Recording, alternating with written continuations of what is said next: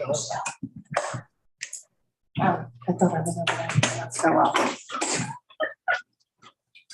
That's where you're. Just go on. I'm so used All to right, Susan, we are live now. it. All right, thank you. Sure.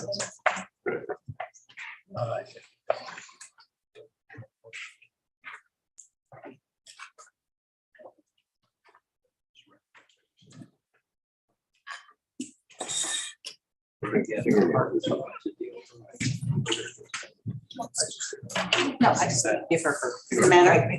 No, I just. She doesn't have this, like they will. That's not so crazy like that. How you feeling, girl? Good. Oh, this is you.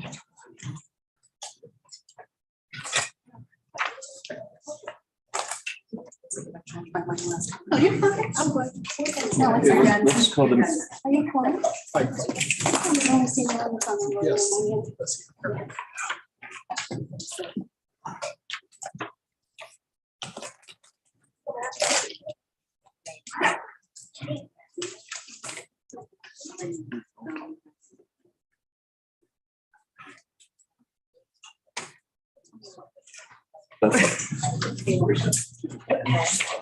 Okay. Okay, good afternoon. Let's call the meeting to order. Teresa, would you please call the roll? Joycelyn. Gordon, Here. John, Here. Michael, Here. Lori, Dr. Pandolfi, Here. Brent, Here. Noel, Here. Ron. Here. Ronald, I'm sorry. Rita, Here. Dr. Wilson. Jill. Here. Yeah. Okay, next matter is to approve the agenda. Promotion to approve the agenda. So moved. Second. A second. Discussion. I want to, in consideration of everything else that's on the agenda today, I want to amend the agenda to strike 7.7 and 7.8. These are matters that we don't need to deal with this evening, and that would allow us to have a more complete copies. Second. It's been moved and second that we amend the agenda as Brent proposed. All in favor, please say aye. Aye. Any opposed? Abstaining. Okay, passed. Now we're going to be moving to approve the agenda as just amended. So have to entertain a motion for that. So moved. Second. Discussion. So then move to say that we approve the agenda as Brent's changes. So all in favor, please say aye. Aye. Aye. Any opposed? Abstaining. Good. Next matter is the consent agenda. It covers the minutes from the previous meeting as well as the report on expenses. That should have been on board. It is on board docs. Motion to approve that. I'll make a motion. Any second? Second. Good. Okay, so moved in second. Discussion on this. Anything about the expenses or the minutes? Okay. Second that we approve the consent agenda. All in favor, please say aye. Aye. Opposed? Abstained? Good. This matter, preliminary business, we have asked. I'm assuming that most of you have signed in for speakers. These are the 6 that are within the time. So only they can speak. Okay, so we have for speakers that went through our process, Mark, Beverly, Jim, Lynn, Courtney, and Joey. Okay, our bylaws are not specific as who speaks first or whatever order, so if it's okay, we can just go through the order. I'm presuming this is how you signed up, come first served. Our bylaws also do have a 30-minute aggregate limit, so just as a consideration of the other folks, if we have 6 people who want to speak, if you want to do 5 minutes apiece, however, it's not required at all, but if you're willing to do that, that'd be, I think, helpful for everybody. So, Mark, is Mark here? I am. Yes, sir. You're first. Well, thank you. Mr. President, can we ask people to identify where they live? Oh, yeah, That would be helpful. good idea. I live in Platte County, Kansas City, Missouri. I ask all of you not to vote to cut the levy. I ask you to do no harm. That is what healthcare practitioners, and helping professionals, that's their number one starting premise, do no harm. So I have to tell you, I've only lived north of the river. I've been here before. This is my third meeting. I've only lived north of the river for about 4 years. We moved up there to help my mother-in-law.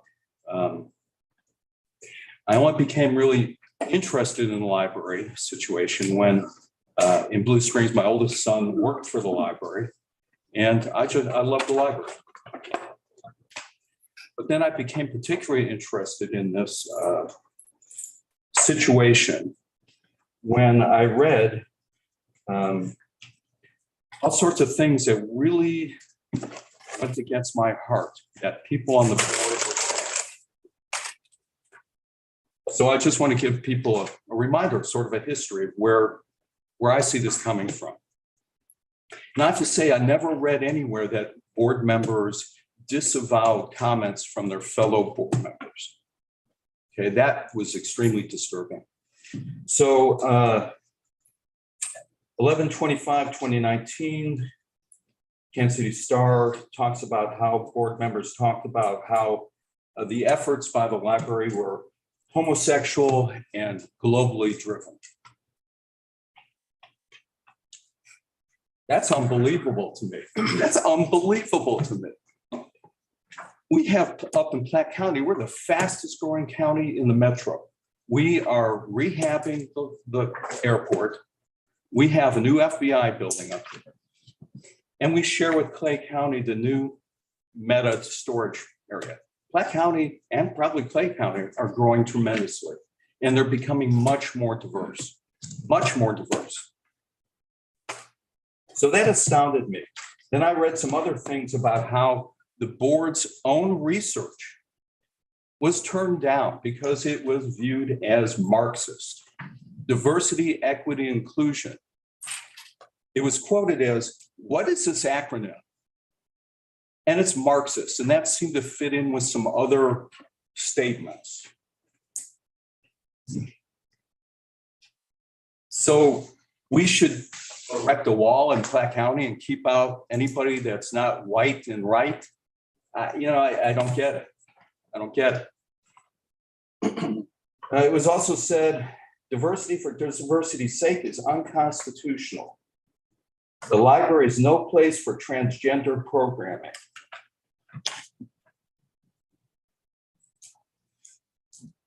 What really got my interest going was when I read an article about how it was recommended to the prior director that he do a book report. Remember this one, folks? A book report on white genocide.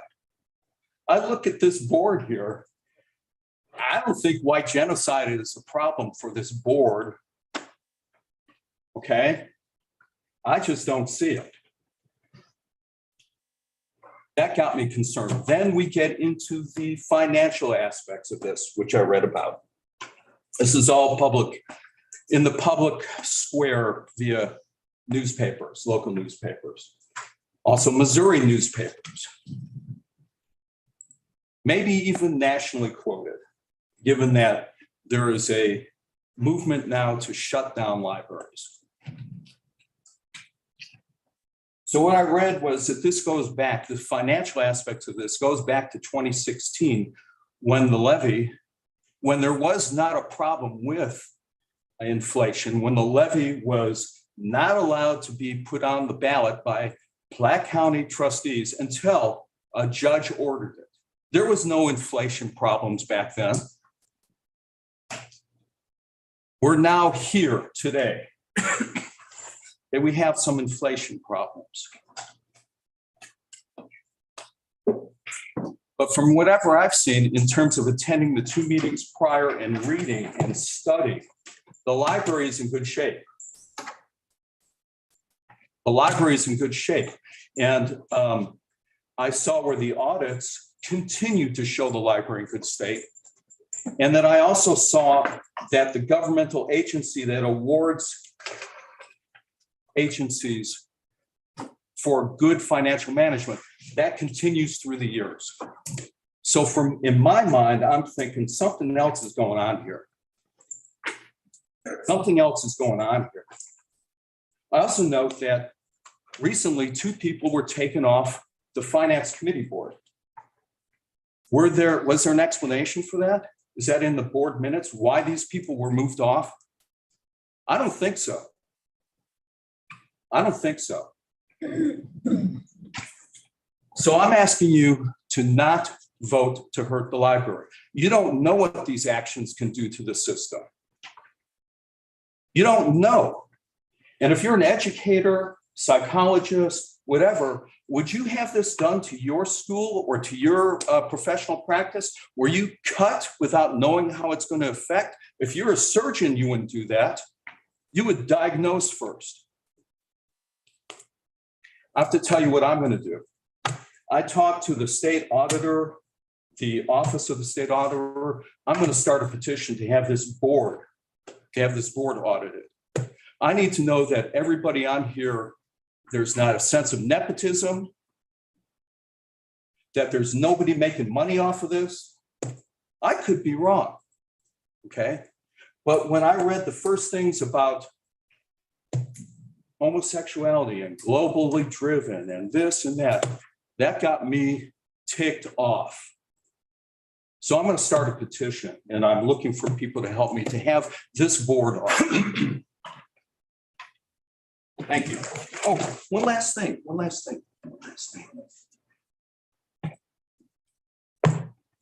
I sure hope that you watch the second episode tonight of the US and the Holocaust and what was done by this country to the Jews of Europe. And I hope you remember that when you're thinking about saving us in Platte County $5 to $8. For me, I could blow through 2 bags of potato chips really easily for $5 to $8. But to cut $4 million from this budget, so I want you to watch that. I want you to know what's being done or has been done to people of color in this nation. If you're a teacher or a psychologist or whatever, how could you ethically even think about cutting the budget? Could you think of that happening to your school district? All of a sudden there's a cut and then you're left trying to figure out what's going on when there's no reason to cut. I sure hope this book continues to be on the shelf and that when a cut happens, if it happens, that books like this and other books are not kicked out, like a school district in Tennessee did to this book, like it's being done all over this nation. A library is the center of a community. Don't let people destroy this beautiful, wonderful system. Thank you. Thank you. Beverly?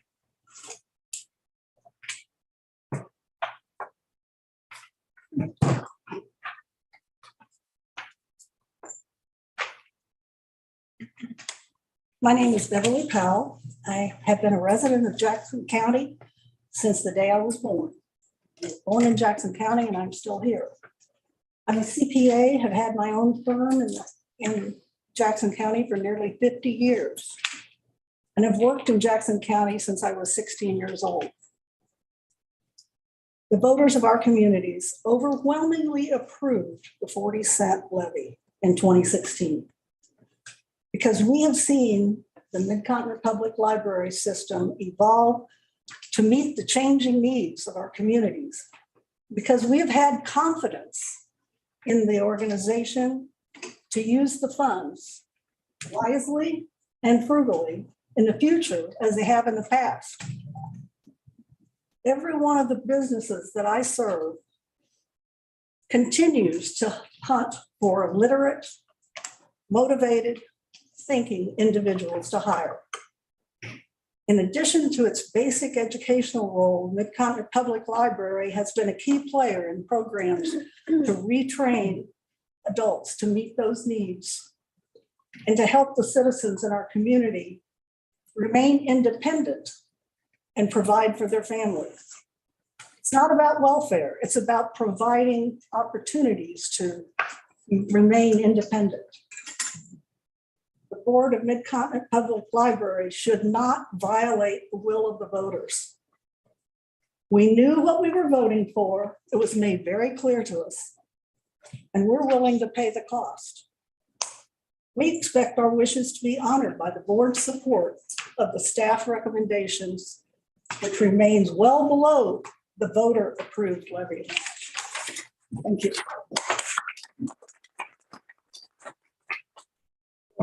Jim? Good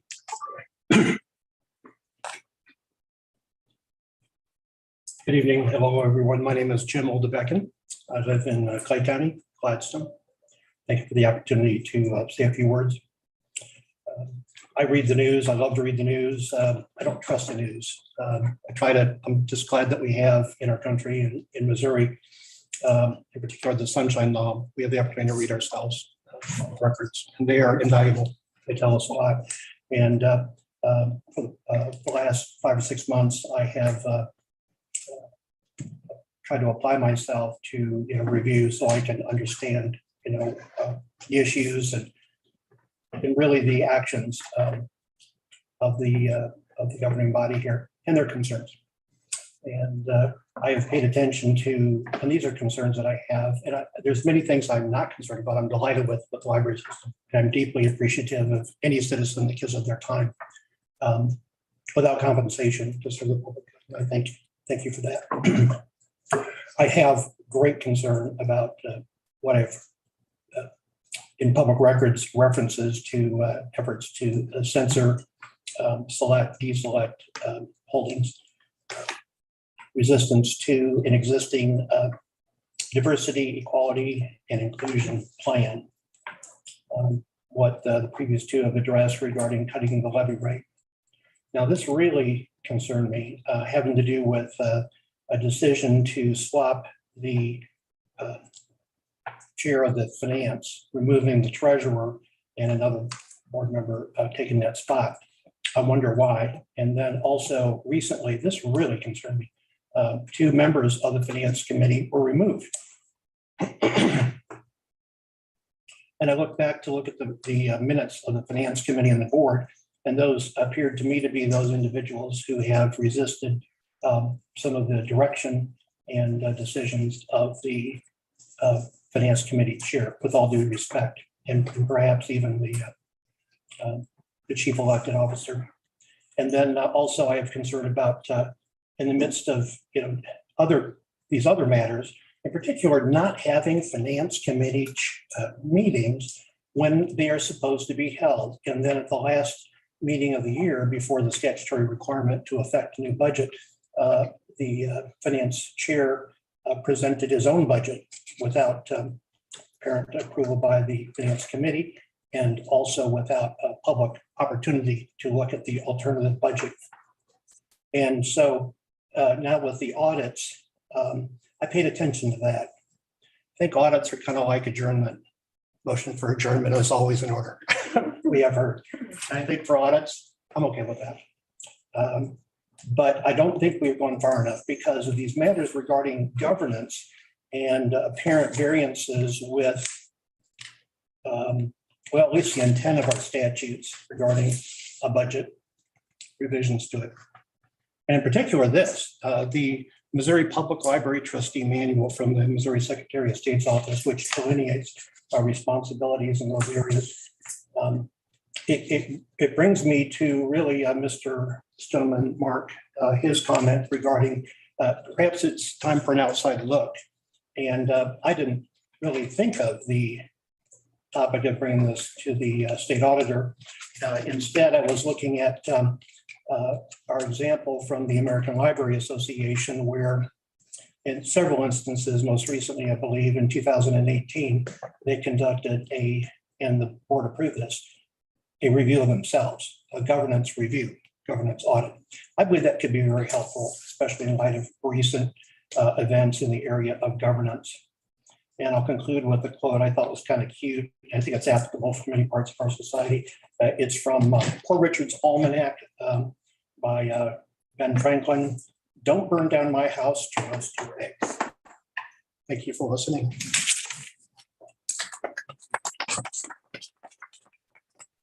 I'm sorry, I didn't get to hear what you said. Don't burn down my house to what? To roast your eggs. Lynn? Lynn Baker. Sorry, I didn't hear you. Spoke too quietly.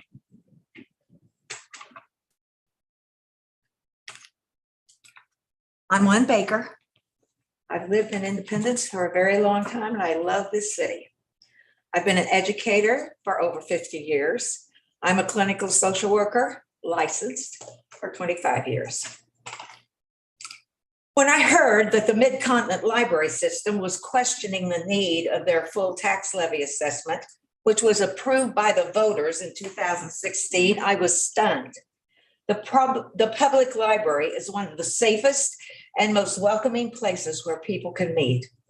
Also, I thought of the many uses the library could serve in each community, which could have a great impact on problems that affect us all.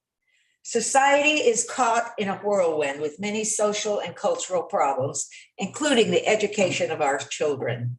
Research from publications such as the ones I have with me, Education Week,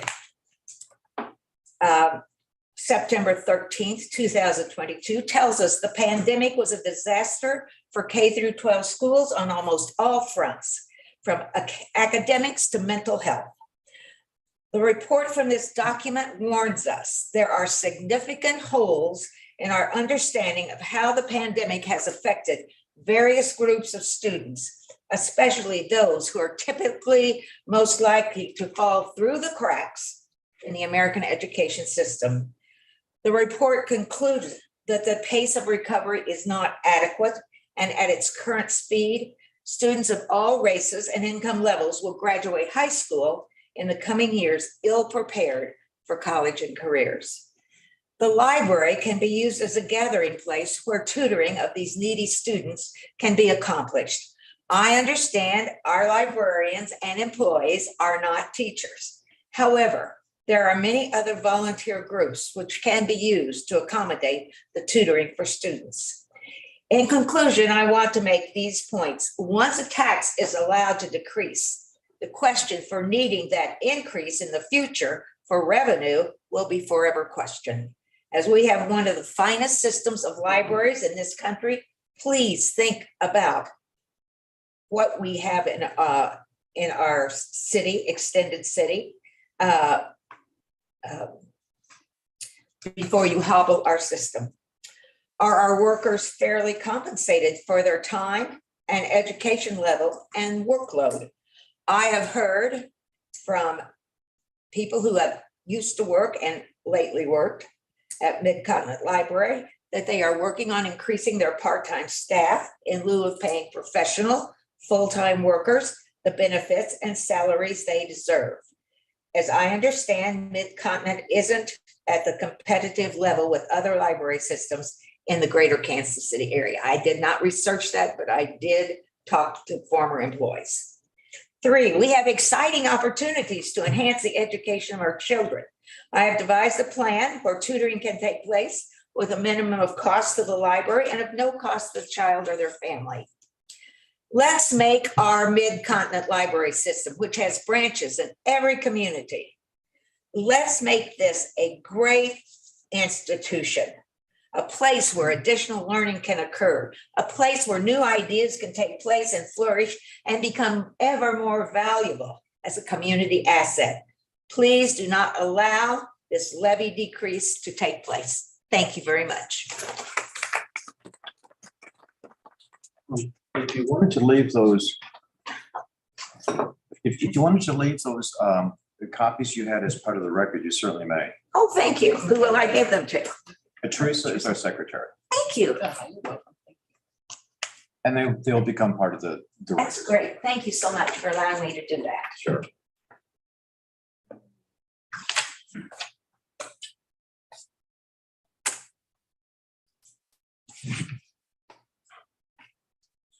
Courtney Pace. Courtney. Suit glasses. Courtney. She's not. Okay, Julia. Julia Ryder. You're not here either. Okay. Okay, those are the ones who had went through the process to speak. So Teresa, time-wise, we're doing okay? Yeah, we're fine. It's fine. Yes, sir. I'd like to add a few comments. Is that okay? Absolutely. So I can be a bit of a hothead, but this is an important issue for me. I need to let you all know that I'm a licensed mental health therapist, and I worked 20 years as a school counselor in Kansas City. My last 10 years were at Lincoln College Prep, which is recognized as one of the best schools in Missouri and in the nation. I'm used to diversity. Okay. I'm not from Kansas City, but I understand that Kansas City schools were integrated in the 1970s, 1980s, something like that. Prior to that, Lincoln was a school for the children of Buffalo soldiers, freed slaves, et cetera, et cetera. It was around since before actually Lincoln was assassinated. Proud of that school. Diversity worked there. And people, even today, I maintain contact with many students that have graduated and gone. One kid's in medical school, another kid's at Harvard. They test into that school. They have to maintain a GPA. So what I've seen is what my social work colleague has seen. Okay. I retired from the district at the beginning of the pandemic, and it was bad news. It was bad news. A lot of kids didn't have internet. They depended on, if they were lucky, to get hotspots, which barely worked. I'd go into a class online on Zoom. I'd see the teacher, maybe one other kid, and myself. My desire to make contact with these kids and to assess where they were, how they were doing. Pandemic has really screwed some things up or worsened trends that have already been going on. Our suicide rates, at one point we thought they were down, they're up again. We all know about violence.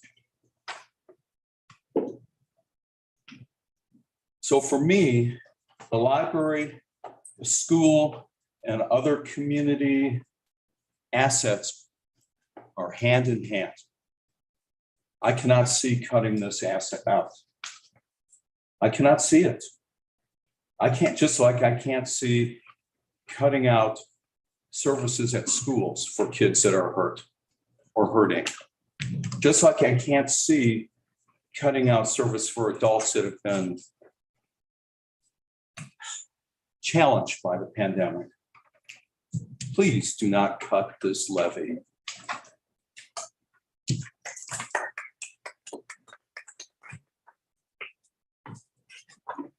Is there an opportunity to speak even though I didn't sign up? We have some bylaw policies. Let me ask our lawyer here.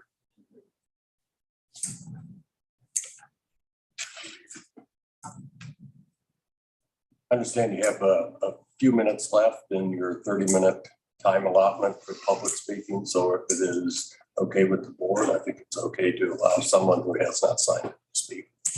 Thank you. Yeah, no objection. Okay, thank you. My name is Justin Ferguson. I live here in Independence. I didn't plan to come here and speak. I wanted to come here and just simply get more involved in the library board's activities. But I thank you for giving me the opportunity to speak, unlike our school board, which would not have. I am currently in a debate with our school board right now regarding banning books. and their policies surrounding banning books for merely acknowledging the existence of trans or non-binary human beings. And I am very opposed to their policy. But one of the things when I heard about this discussion at the library board, one of the things that really threw me is that our school district's fallback for saying, we're banning this, we're taking this book out of our libraries, which is happening all over the district, not just this one book, but all over the district due to the state laws, which I'm sure you're familiar with, which were recently passed, is it's still available in the public library. And so when we start talking about cutting funding that has already been approved by the voters for the public library, I find that to be a really, it's constructive removal of resources for these already at-risk students, already at-risk families in our area. And so these students are ones who, simply seeing the fact that there are other people like them out there in the world, are, because they don't see that often enough, they are at much higher risk of suicide and other negative impacts for their lives and their families' lives and their communities' lives. And so if we start talking about removing resources or cutting funding to the library simply because the library for some reason feels that it doesn't want to use all the money that voters gave it, it's a terrible precedent to set, and it's a constructive removal of these resources from these children's and these families' lives. And so I'm simply asking you to vote against giving back part of the levy for that reason.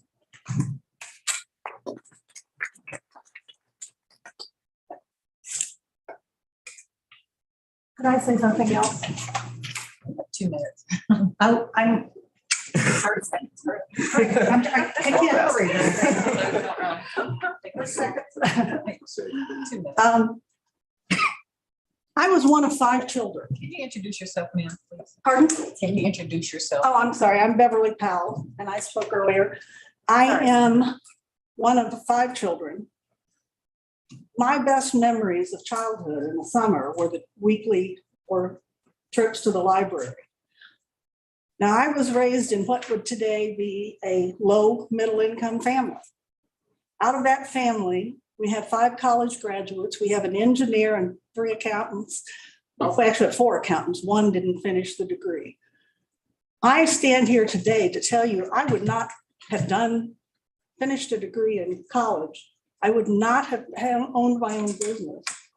I would not be anything I am today if it weren't for the access that I had to public libraries. And Mid-Continent has a great deal to be proud of. We have an excellent system, and it's a crime. It is literally a crime to not use taxpayer intended use of that money. To cut the levy when we voted as taxpayers that it was worth the price to us, 60% of us voted that. It's wrong. It is just morally and ethically wrong.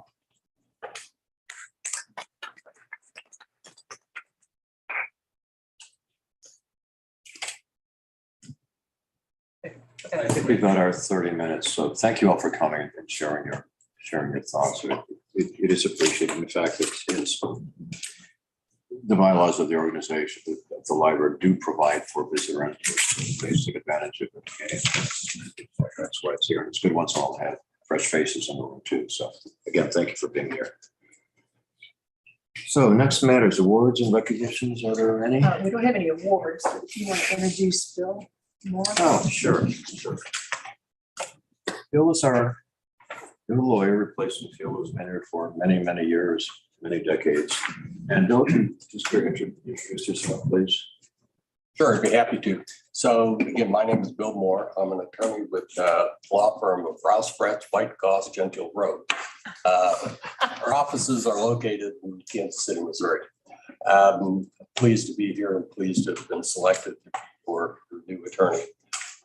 It's just obviously a wonderful organization. My experience, my background is in public law. At the present time, I do a lot of work for a variety of governmental entities. In a previous lifetime, I was city attorney for the city of Independence for a little over 15 years and represented them in other capacities for about another 5 or 6 years. So I thoroughly enjoy public law and looking forward to working with you all in the future. Thank you. Thank you, Bill. Besides being a lawyer, Bill also has a graduate degrees in the areas of the whole area of municipal law, where there's a lot of administrative law. So it's a great credentials match for the library. So again, welcome aboard. Thank you. Financial reports. And acceptance of our annual audit. So. I'll just take a brief second to introduce Michael Keenan. Michael is the audit manager for with Hood and Associates. Hood is the successor firm in the merger with Cochran and Vick. Cochran and Vick, yes. And he has been associated with the library for well over 10 years. Cochran has done the audit since 2008, I think you said. I believe so. So he is here to present the findings and the communications to the board. So I'll turn it over to you. Thank you. Good evening, everyone. Again, my name is Michael Keenan. I'm with the accounting firm of Hood and Associates, here to present the results of the financial audit for the fiscal year ended June 30, 2022. Included in your packets would have been the annual comprehensive financial report, as well as the required communications to management. And I've included a little PowerPoint presentation that I'll go over and then try to answer any questions that you may have. Again, a little bit about Hood and Associates. Again, we were formerly known as Cochran and Vick and Company. We were acquired by Hood and Associates in December of 2021. And the Hood and Associates kept all of the offices of Cochran and Vick and Company, as well as the personnel. Hood and Associates, we have now served Missouri, Kansas, Oklahoma, and Texas. We also go what's called a peer review, where that's an outside auditing firm will come in and review our quality control standards. And we're pleased to report that we have been awarded the highest rating as a result of that review. We're members of the American Institute of Certified Public Accountants, that's the ICPA. We're also a member of the ICPA Government Audit Quality Center. And one member, what happens to be me, is a reviewer from the Government Finance Officers Association's participation and achievement of special awards. And again, we're licensed to practice in Missouri, Kansas, Oklahoma, and Texas. The scope of the audit, again, is the audit of the annual comprehensive financial statements for the Consolidated Library District District, known as Mid-Continent Public Library, for the year ended June 2022. It should be noted that staff intends to submit the annual comprehensive report to the Government Finance Officers Association for participation in the achievement and excellence in financial reporting. The library has first started this program in 2011 and has received that award of excellence in financial reporting every year since then. And we believe that this forthcoming June 30, 2022 report will also qualify for that award. Our responsibilities as the auditors is to conduct our audit in accordance with generally accepted auditing standards, as well as government auditing standards. We're also responsible to plan and perform our audit to obtain reasonable assurance, but not absolute assurance that basic financial statements are free of material misstatement. Again, what that means is we take the risk-based approach and we make selections of transactions, but we do not audit all transactions. Therefore, we can't give absolute assurance. We're also responsible to report on internal controls, as well as compliance with laws and regulations. The Auditing Standards Board of the American Institute of Certified Public Accountants, the AICPA, recommend that we communicate these matters to the governing board.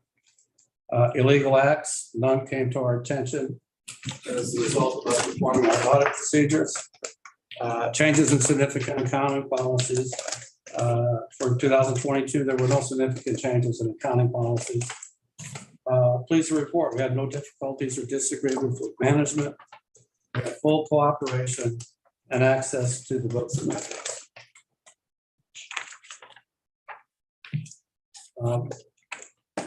Page 5, a financial and compliant audit really addresses three basic questions. Question number 1, are the basic financial statements free of material misstatement?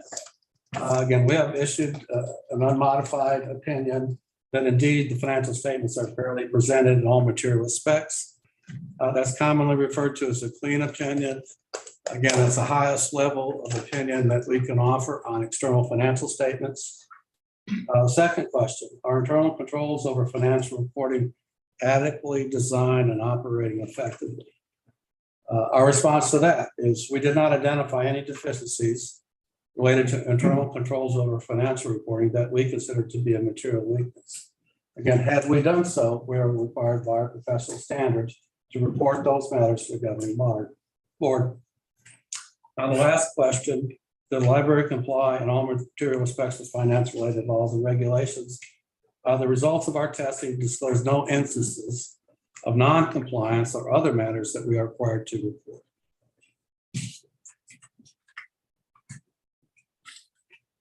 On page 6, the management letter comments containing best practices and possible improvements. Again, our first comment relates to future accounting pronouncements. The Government Accounting Standard Board continues to put out new pronouncements. It seems like every couple months there's something new. And looking at the future pronouncements, the one that was going to have an impact on the library's financial statement and position is called GASB number 87. It deals with leases. And in summary, what that does is if the library has an operating lease, for instance, they have a building that they lease, under the new pronouncements, that will come on as a right to use asset, and that will be depreciated or amortized. The library will also report a right to use liability. So in essence, the standards are taking away operating leases and forcing all governments, as well as the private sector, to report these leasing activities as really a financing lease. On prior year comments to follow up, we did have a comment related to budget. There was a overage on the budget. We did not find those issues that occurred again in 2022. We had a recommendation of the best practices looking at the cybersecurity. Again, that's really relevant in the current day and age. I think the library is doing a good job, and again, we recommend that they always be aware of cybersecurity risks and also future accounting pronouncements. And a little summary on financial results. Again, on page 7, looking at the library's assets, deferred outflows, deferred inflows, and resulting net position. The library's net position is $149.7 million. That net position increased $8 million from the prior year's revenues exceeded expenses. That amount was 7.1 in 2021. If we go to the next page, again, this is just a snippet from page 11 in your financial statements.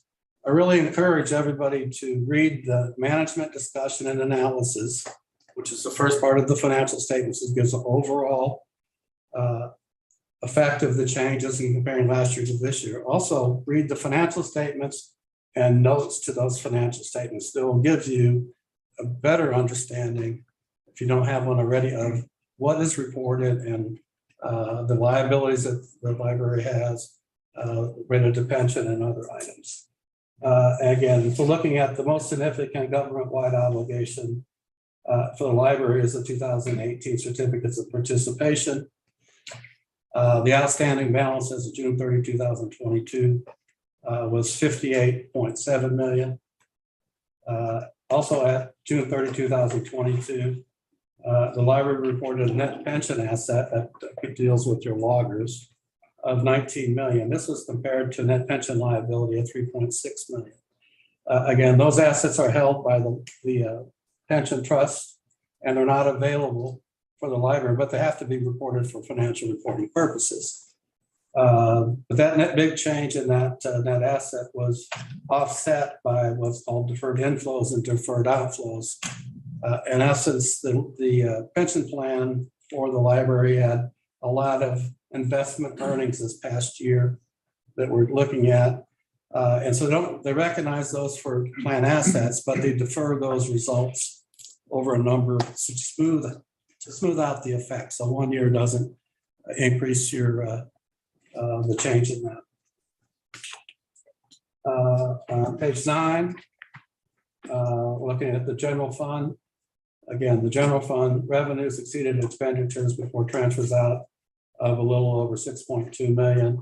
The transfers out to the capital projects fund totaled 1,035,000 as approved by the board. The general fund balance increased 5.2 million for the year ended June 30, 2022, resulting in an ending fund balance of approximately 35.1 million. That unassigned fund balance is approximately 57% of the FY 22-23 general fund expenditure budget. And if you look down the following page, is page 10 of the PDF, excuse me, of the PowerPoint. That's page 15 of your financial statements that summarizes the revenues and expenditures and the changes in fund balance as of June 30, 2022. And who this also, I've neglected to introduce you to Ralph Johnson, who an associate assisted with this engagement. You want to stand up, Ralph? And we appreciate that. Thank you, Ralph. I apologize, it was on my things. But I certainly thank Ralph and his personnel that assisted on this engagement. And we appreciate the opportunity to serve as Mid-Continent Public Library's auditors. That concludes my presentation. Are there any questions that I might be able to respond to?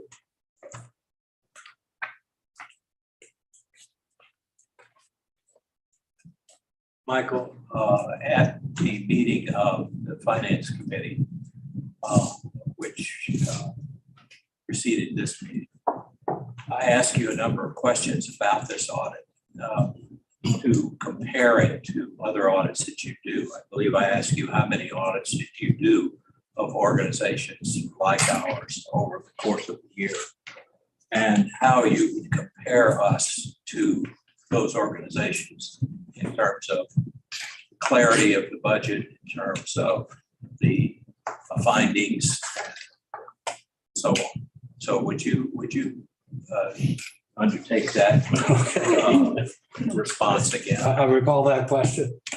And I think my response is going to be the same. We don't, I do approximately 20 different governments, large and small, throughout the metro. And one thing I won't do is rate and compare organizations against each other. The audit report speaks for itself.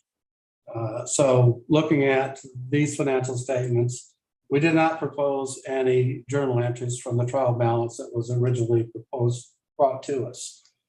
So that tells you something. And other organizations, we at times will have to make a lot of journal entries to their books. And when that's the case, especially if they're material journal entries, then we need to report a material weakness, and we report that to the governing body.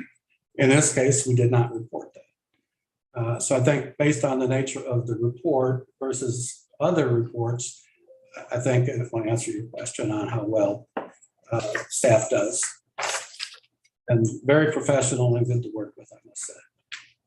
So you're in your audits with other institutions, how would you, I know you don't want to rate this compared to others, but In a general order of things, where would you put the quality of the financial work that you audited here compared to the other 20 or so audits that you made? I would say, and Matt, I would compare from a percentage standpoint, they're in the higher percentage of our total auditees. Again, a lot goes by the quality of the main finance person, the education, experience, and a lot of other factors go into that. But again, our report indicated no material weaknesses. We didn't report any. So I think that is the answer that I'll stick with. Thank you. Appreciate that.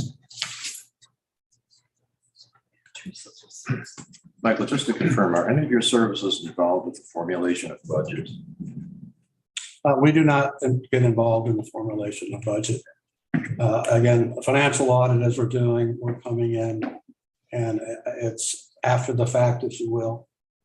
We're reporting on your financial statements as of your year end or a period. Certainly we compare actual amounts to your budget, but we don't get involved in establishing budgets or anything like that. Anything that could be considered to be management function, like related to budget, would impair our independence. So we couldn't be the auditors of this organization. So that's why we don't get involved in anything like that. More questions?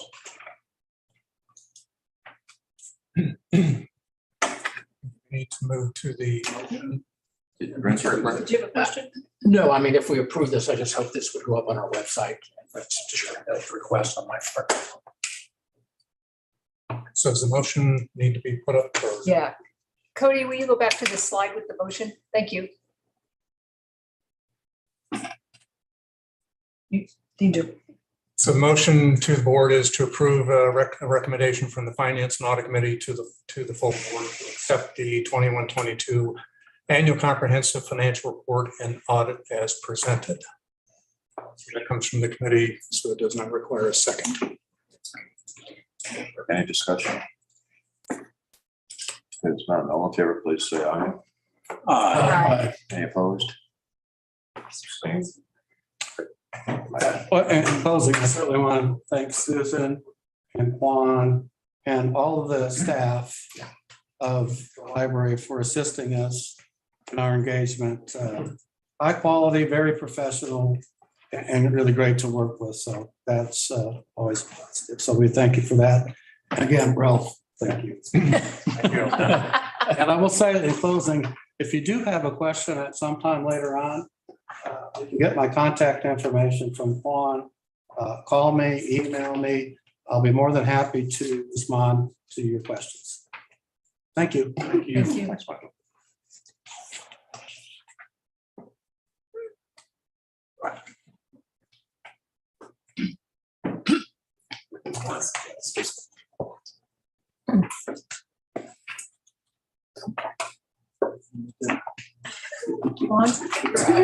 Okay.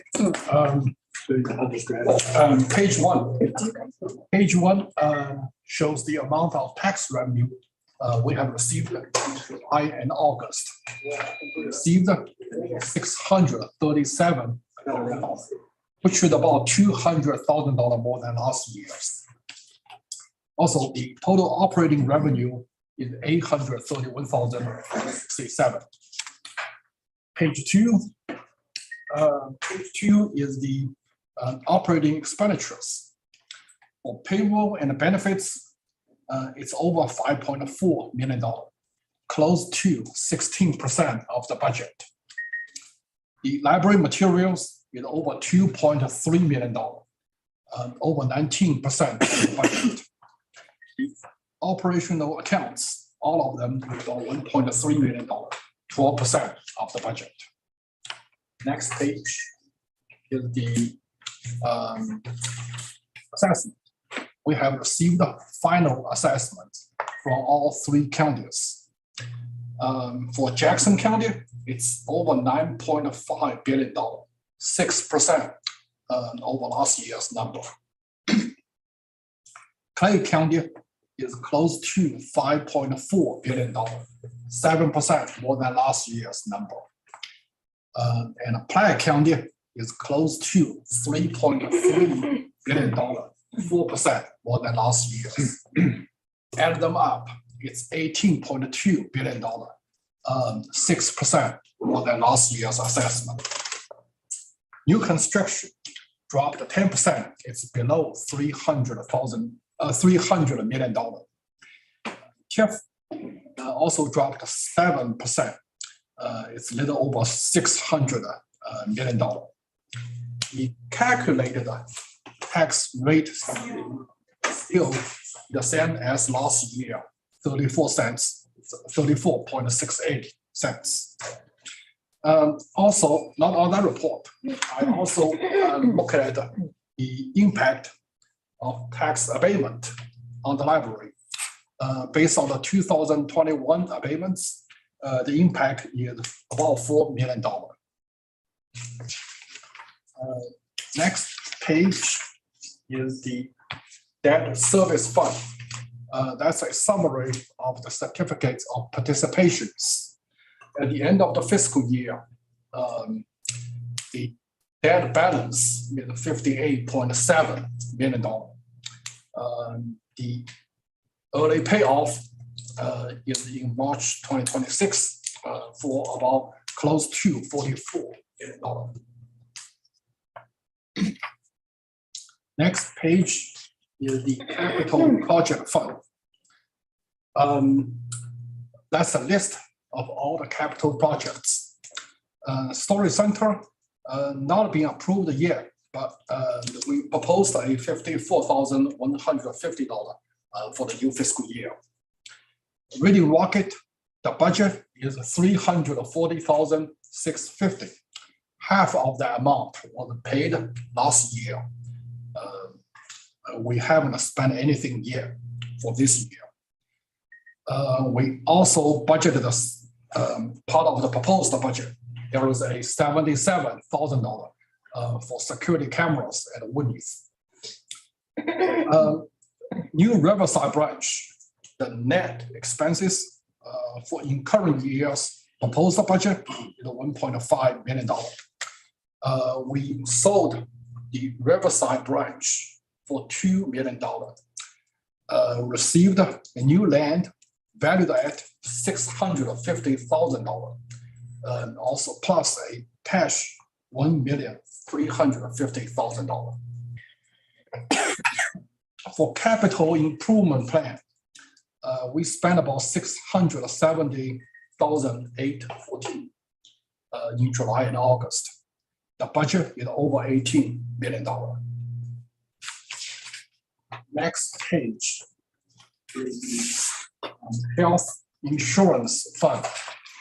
The total amount of contributions from both employer and employees is a little over $600,000 in July and August.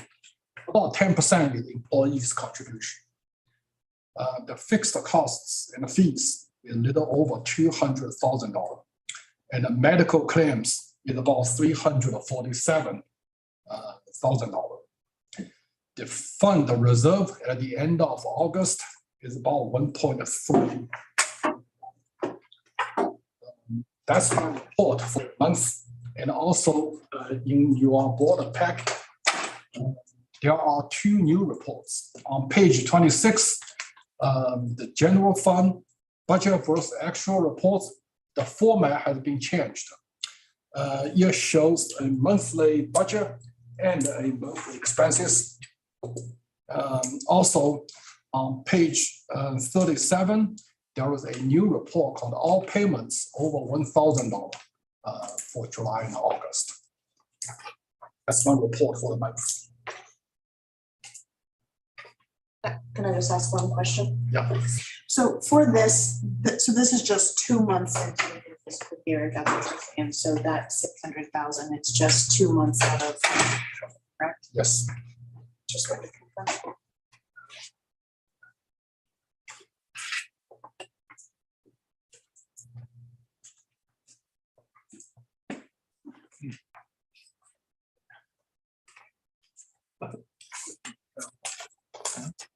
The right column, the budget on the health insurance fund, it shows a negative number. I'm wanting some clarification. Is Yes, that a point of concern? What should I make of that? What does it mean? at the bottom of my report, it shows the minimum fund balance, fund reserve required, and the maximum allowed. Right now, at the end of August, the fund reserve goes to the maximum amount allowed. And so for current year's budget, we reduced employers' contribution. So, yeah, under the proposed budget had a $600,000 deficit. Use the fund balance at the end of the fiscal year.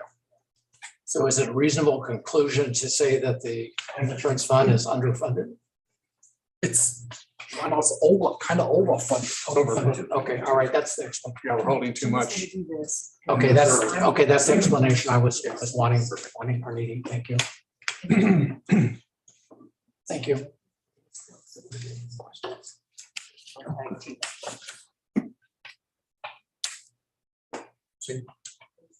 Proceed. Okay. So our under statistics is here he is. You're up. Will you introduce yourself? Yes, I'm Jim Staley. I'm the Community Relations and Planning Director. I was hoping somebody would play me some intro music when I came back there, but okay. Good evening, everybody. We do it quarterly just to catch everybody back up to speed, and for you folks who are in the room as guests, we do a quarterly report on library statistics, and that quarterly report focuses on our strategic plan. I know there's talk about a future strategic plan on the agenda later, so I'll try to highlight a few things as we go through here. For those of you, kind of preliminarily, for those of you who have been around a little while, you know these are, usually it's Katina standing up here talking to you all. Katina, I think most of you know, has moved on from the library system. So I want to shout out to the planning department who put this report together.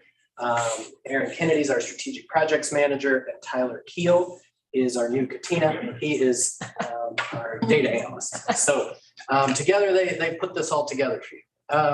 And we'll get them in here to do one of these. He looks nothing like Katina, just so you know. It's true. It's true. Okay, so can I get the next slide, please? Okay, so starting this, we go with our core measures. Okay, I do want to quickly, and I'm sorry, I'm going to walk in front here. Remember, this is the model for the current strategic plan. It starts with the pillars on the bottom. The pillars are the inputs. That's all the library work. You can see it says finance, communications, all that down there. Those are the things that we have to do well as a library system to be able to provide services, the baseline. Sitting on top of that is our core service. That's what we're talking about kind of in the first part of this. The core service is, you know, all those things that we do day in and day out. Our staff are providing a lot of service. That's what's there. And at the top are our 3 strategic priorities. And those are priorities. Those are elements of the core that have been lifted up, and they are focus. They're areas of focus for the system. And we got to those areas of focus by talking with our community back in 2018. So we did a series of public meetings. The public asked us to highlight those areas. We'll get to those. Okay, so back to core measures. Can I get the next slide? Okay, active customers. So, you know, one of the ways to talk about our health is how many people are using us as a system. And then there's some ancillary numbers. So can I get the next one, please? So here's our active customers. From an active cardholder standpoint, see, and one of the things I should preliminarily say is you're going to see a lot of increases in this. You know, obviously we're coming, the last fiscal year was a COVID year, this fiscal year, and this fiscal year really was the last fiscal year. So 21, 22. So the fiscal year that ended in June. The one before that was even more heavily impacted by COVID. I think one of the things you'll start to see here is we're kind of getting back to normal. In this last fiscal year in particular, we were getting back to normal. The numbers were basically starting to look very similar to what they were pre-pandemic, and in some cases even increasing over that. So active cardholders, you can see a 15% increase up to 270, basically 272,000 users. An active cardholder, remember, is not just somebody with a card. There's way more of those folks. It means they have to have used it in the last 12 months. So that's always a rolling number. Okay. New card registrations, you can see, folks are coming into the system. That's a 35% increase in new card registrations. I'll talk about these two on the next slide, but market penetration and cardholder retention, you can see we ticked up a little bit. Those numbers still aren't quite where they were pre-pandemic, but you'll see this is one of the places where we can compare ourselves with other library systems, and you'll see how we compare in just a second. And then remember that with most of our 21 school districts, I think 17 of the 21 school districts, we have student accounts, and 63% of those cards are active, 2-point increase from the year before. All right, so can I get the next slide? Okay, so this is one of the places where we're able to compare ourselves with other libraries. So Savannah is our data vendor, and through them, we're able to compare ourselves in kind of these two categories with other libraries that are on their platform. So you can see on these charts, MCPL is in green, other libraries in our budget category are purple, same population category blue, and then Savannah wide. So everybody on the platform is in orange. We have always historically done very well in our percentage of active households, and that's been no change through the pandemic. What changed was that everybody went down. So we dropped from, this was over 50% prior to the pandemic, so we're inching our way back towards that. But then everybody else down here was up a little bit too. You might say that's great. I think staff would say we want all these other libraries to be up here with us, because what's good for other libraries is good for us too. Cardholder retention, you can see that one's starting to look a little better for everyone. That number was up just about around, I think that one was up close to 60% prior to the pandemic. So we're sitting at 46, but you can see the steady climb kind of out of those pandemic months. Can I get the next slide, please? Okay, customer satisfaction. This is the other thing we want to do. We want to know, okay, people are using is, are they happy with the service they're getting? We use Net Promoter Score as our main measurement, but we do surveying outside of that as well. Okay, next slide, please. Okay, so a refresher on Net Promoter Score. We ask one simple question: on a scale of 1 to 10, how likely are you to recommend others to use Mid-Continent Public Library? Say 9 or 10, you're a promoter. Say 6 or below, you're a detractor. We subtract the detractors from the promoters, and that's your Net Promoter Score. One of the reasons why we use this, and lots of other folks use this, is because it's something that works across industries. So can I get the next slide? We started at the very beginning of this plan with a Net Promoter Score of 91.8. We set a goal for ourselves of 92. Now, I know that doesn't sound like very much, but when you're up in the 90s, you're not moving very far. And so 21, 22, we were at 90.7. So we're falling a little short of our goal. On this one, we've seen that number kind of hover back and forth sort of between 90 and the high 91s throughout the whole strategic plan. Sometimes it has to do with which libraries are open and closed. Obviously during COVID, we took a hit, because, some people wanted us to be more open, some people wanted us to be less open, and, all that was reflected. Can I just ask a question about the baseline? Where did you get the baseline? So we actually started surveying at the very beginning and took the initial, 6 months, I think, as a baseline score. Okay. And then set ourselves a goal over that. By way of comparison, other libraries, so libraries are very popular, right? We're not the only library that's popular. Your average library is in the mid-80s. So we're still doing well in comparison with other libraries. The average across all industries is the mid-40s. So libraries in general are very well thought of, and we are doing well. I think that's a real testament to our staff members and the kind of service they're providing out in public every day. So get here, a little ancillary data here. This is about programming in particular, because that's the surveying we've done most recently. 96% of customers rated library programs they attended as excellent or very good. When you got down to the children's level, that ticked up to 99% of people surveyed said their library programs were excellent or very good. All right, can I get the next slide, please? Okay, customer transactions. This is sort of the last thing. Okay, so we know how many people are using us. We know whether they're happy with us. The other thing we want to know is what they're doing, right? And how much of it they're doing. So we look at a few things. Can I get the next slide? All right, so transactions. This number in the old days was just circulation. That's all, we measured how well we were doing by how many books were checked out. But I think we all know at this point, a library has a ton of other activity going on inside of it besides just checking out books. So circulation is still the biggest number in here, but it is not the only number in here. So, we've rolled up Wi-Fi checkouts, and we've rolled up program attendance, and we've rolled up, a bunch of different things. They're all right there, but I know that's, for a lot of you, that's a long way away. So it's all in the strategic plan on the website. Okay, so in 2021, we were at 9.8 million transactions. We set a goal for 21-22 of 10.6 million. We set that goal at a time where we didn't know kind of when certain COVID restrictions were going to end. We were guessing. We also, we had some buildings opening and closing, and we tried to factor that in. We set a goal of 10.6. We actually had 11.9. So I'd say we undershot our goal a little bit. But this 11.9 is meaningful because it is essentially just straight equal with the last pre-pandemic year. So that is showing us coming right back out of it and, being able to serve our community in the same way we were doing previously. So that's a note about what I just said there. So 11.9 million, let's see the next slide. Here's a little context in there.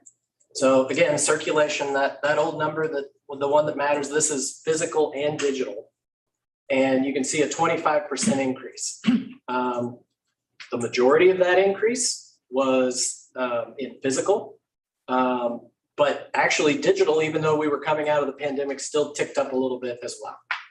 You can see the one decrease you see here is in use of virtual resources. Some of those things people come in to get now. Some of those things, people were at home, doing certain kinds of research during the pandemic, and they may not be home doing quite as much anymore. Internet access, 100% basically doubled. That is uses of our public computers and uses of the Wi-Fi in the building. So whether you bring your own device in or use ours, you're counted there. Program attendance, that tripled basically. And the one thing about program attendance, we didn't really start programming until February of that fiscal year. So that number will continue to go up considerably. And then use of physical resources, you can see that one about doubled as well. That's things like meeting rooms, reference questions for the librarians, all those kinds of things you have to be in the branch to do.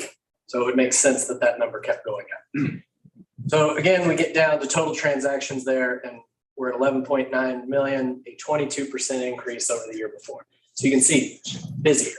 The internet access, that doesn't include our Wi-Fi hotspots. It does not include our Wi-Fi hotspot. We made a note to ourselves that we need to start including those. Right now, they're included in circulation because they check out. But I think, we're thinking we need to move them, but we need to be able to account for them in the right. We're still trying to figure out how to account for them, because if you come in and use our Wi-Fi one day, that's a Wi-Fi usage. But if you check one out, you've got it for, how long do you have it for? 41 days. For 2 weeks, is that one use or 14 uses, or what is it? So we're gonna have to work on that and see, what the proper way to count is gonna be. Okay, can I have the next slide, please? Before you go to the next slide, just a little fun fact on e-resources. Our vendor's Overdrive, and just so you know, we rank number 7 in the world as an Overdrive user. So that's not just in the United States, that's everywhere. That's the first time we've bumped into the top 10 ever. So a part of that's probably pandemic driven, but it's a really nice honor, and they celebrate, Overdrive celebrates us. Whenever we hit a milestone, they do let us know that. Thank you.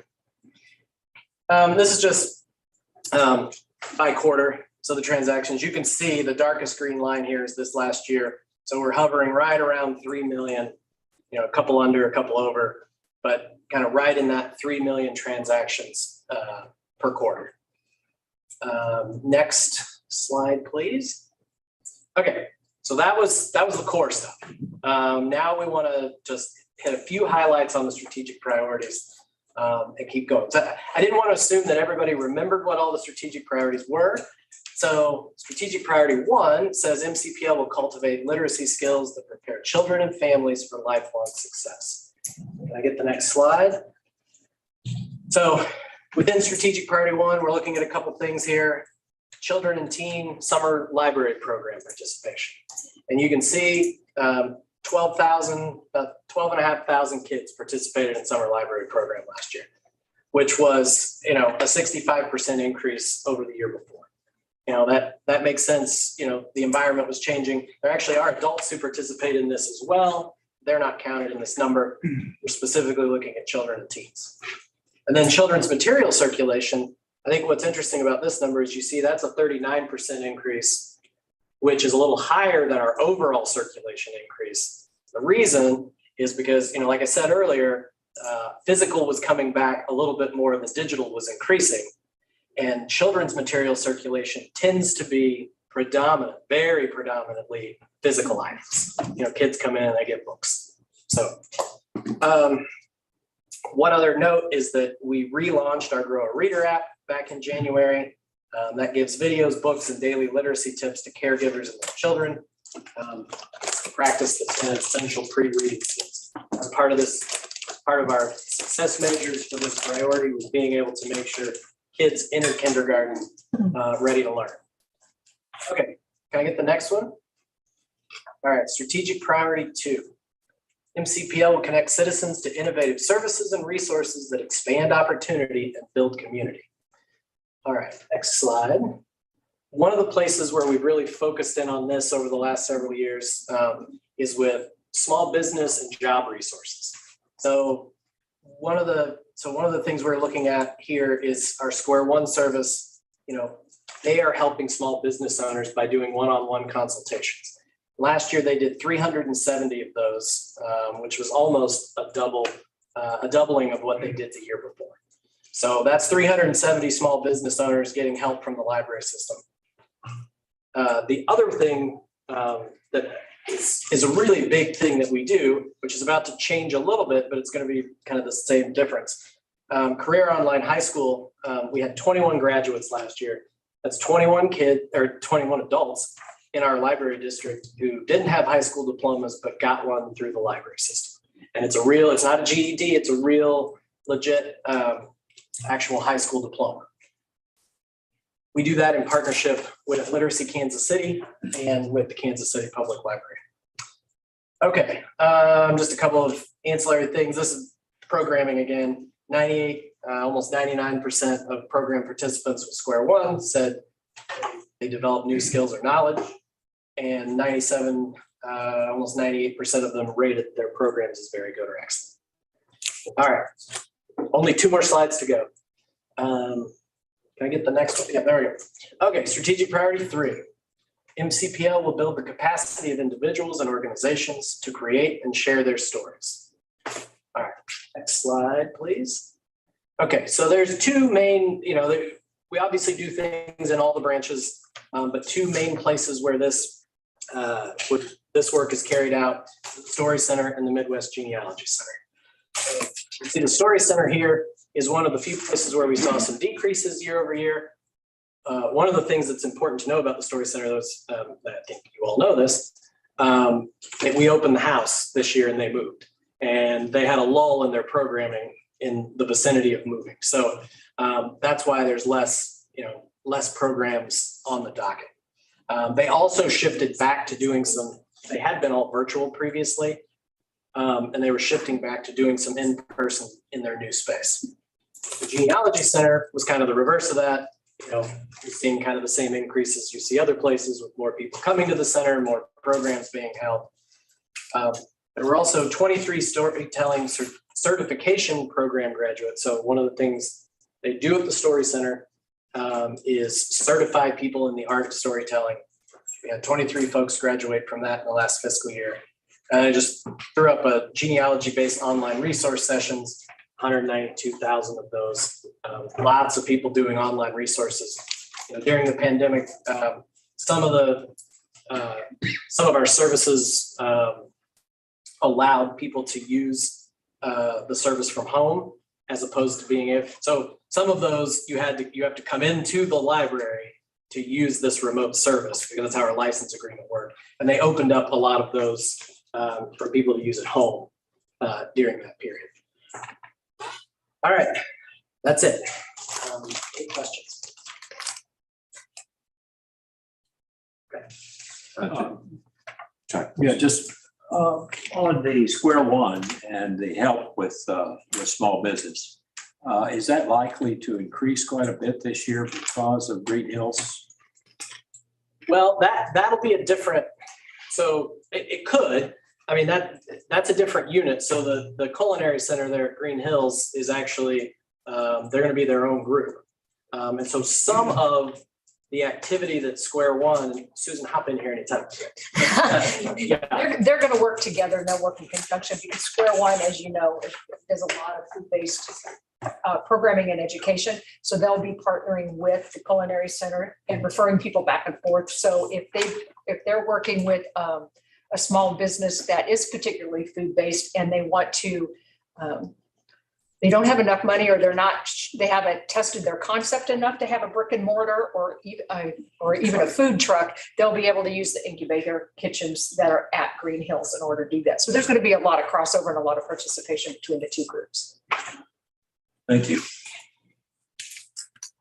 Just a general comment that the 270,000 active card holders, in a way, it's, in my opinion, deceptive because there are people such as myself who are card holders. I don't check out a book. I use the magazines, which I thoroughly enjoy, but not enough to get a subscription on my own. And occasionally, the newspapers from out of town I might find some interest in. So there's a lot of traffic that doesn't end up checking out a book or getting on the internet, and which the 270 grand or 70,000 is probably very, very much on the shy side. I have one question that I don't know if it's tracked with this thing, is like with our Story Center and the book binding machine, like are we seeing how many times that's being used? Because I think that's such a very cool thing that we're offering. Do we have any stats on that? Yeah, I don't have them currently, but it is something we keep. Yeah, we keep stats on all of those things. Because I think that's really one of the most exciting things that we do. For those of you who don't know, Whitney, there's a book machine that will print a book and put it in a binding. I think that's really cool. And I think that part of our story program, I really like to see it as part of this presentation because I think it's something that we offer that's really unique to us. That's really cool. Sure. Yeah. And there's kind of two different things there, right? There's people who come in to print whatever they might want to print. And there's also the books that we publish kind of in-house with the press. So there's kind of two elements. Yeah, I mentioned you with that, there's a certification program for storytellers. There's a written program and an oral program. And for those who have the chance, there's a Buffalo Soldier group that reenact incredibly heroic soldiers that were in the cavalry that were in the upper Midwest primarily. And a lot of the actors in that program are graduates of the oral presentation program, as well as now one of them actually going on the faculty of the Story Center. So it's a very, very collaborative basis, and a lot of stuff too with the local history around the site of the Story Center in connection with Will and Jewell College. And it's a great resource.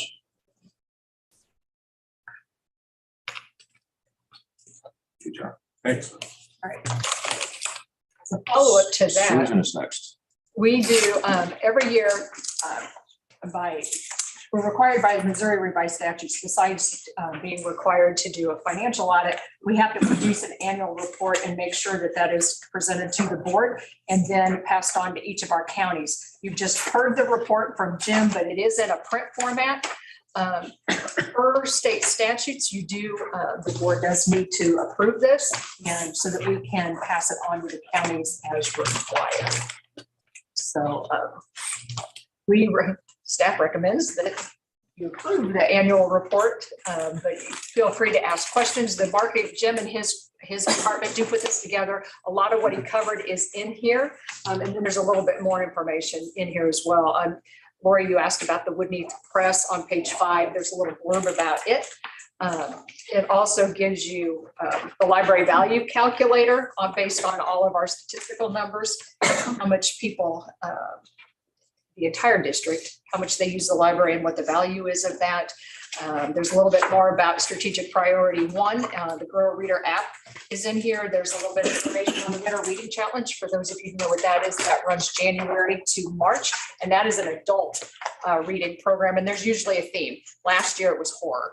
So if you're into horror, that was really good. Next year in January, it will be humor is going to be the theme. And all you have to do is read 5 books between March 15th or January 15th to March 15th, and you earn a mug. And I'll tell you right now, those mugs are prized possessions. So watch for that.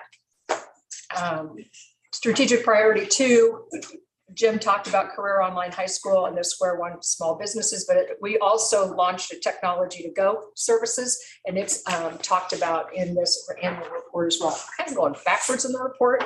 Heaven forbid I go front to back instead of back to front. And then a lot of the core services with the numbers that he gave you are also. So this is online. I don't know, are there copies in the branches to any extent? Yes, we send copies out to the branches. It is online, and then we did not print these in-house, now we do. So here comes Dustin with some copies. He's got copies for anyone who would like to see them. But the trustees should have them all at their places too. Except one. It's nice to see your picture. Thank you. And that was, they're like, you need to write something. Okay, I will. Brett. Approval of the annual report. I'll second. Second that we approve the annual report. Any discussion? Very much. Hearing none, all in favor, please say aye. Aye. Or abstain. Thanks. Okay. So go to old business or unfinished business. I guess the first one is our selection committee. Since the last report, there's been continued great deal of effort with our search firm, certainly with Megan, our local counsel in this matter. The committee, in conjunction with Megan, had prepared a series of questions to be prepared and proposed to the candidates. And we had the first interview via Zoom application. And the course of the interviews was just that: questions from the committee to the candidate, and then questions from the candidate to the committee. And after that, there was a conferring with the principals of this firm, deliberations and some opinions regarding the candidates. The number of candidates considered was adjusted. A second set of interviews was conducted also by Zoom, and the same format of questions to the candidate, and the candidate had questions of the committee. And as of this point right now, again, with tremendous work from the search committee, certainly Teresa, Megan, our counsel, we're going to be conducting actual on-site interviews this week. And the general format will be a full day session in which there will be a breakfast meeting with key individual personnel of the executive level in the headquarters, then tours of the various branches and specialty sites like the Genealogy Center, certainly the Story Center, and then lunch here with the executive level here at headquarters, and back out in the field and then an evening meal conference with the candidate. And that'd be the format that would be conducted for the persons being interviewed. To the extent any of the trustees are available to go to these, the meetings that is in your handout, to meet the candidates, I think that would be time very well spent. Again, your schedules permit. I think it'd be good, of course, to, first of all, get to know the person as a candidate, have a feel for that person before the selection committee has to go through its further work. And then offer, of course, your insights to the selection committee. So that's where we are right now. This week's going to be the on-site visits with the candidates, and after that, follow-up debriefing with our search firm people. And then we simply wait to see what will happen after that. Nothing can be scheduled until we go through this week. And if anybody else on the committee has something else that I omitted or want to correct, please. It's off.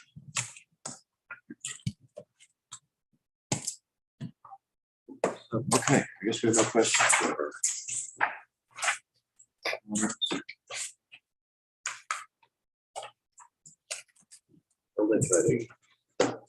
There's one item, try to be quick and brief. There is $55,000 of unbudgeted expenses associated with the Story Center, the historic house that's in there. The building committee reviewed this. I mean, the items are need some additional money for acoustic treatment, donor recognition, some fabric balances for the windows, a light fixture, and all this sort of comes up to basically 55. It's hard to read. Trust me, that's what it says up there on the screen. The most significant thing is that actually these items will be covered through grants and donations. So this doesn't come out of the operating budget. So this comes as a thank you. This comes as a recommendation from the building committee, and as such, no second is required. And that's what we hope to take action on. Discussion or questions of Brent? Okay, we have a recommendation or a motion from the building committee to approve the amount of $55,000 presented on the board. All in favor, please signify by saying aye. Aye. Any opposed? Abstain. Got it. That's it.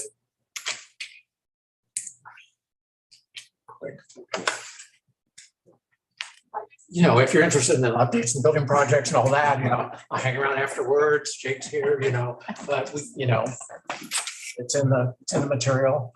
Projects are going along well. So Can I just ask, what is our target for the North Oak? Are we still on target? North Oak, Jake. What was your question? When are we on target to open the new North Oak? Probably sometime in the early, or I should say late winter of 2023. So first. Sorry. No, Second quarter. second quarter. Late spring. Trying to be optimistic, but second quarter is actually a better estimate.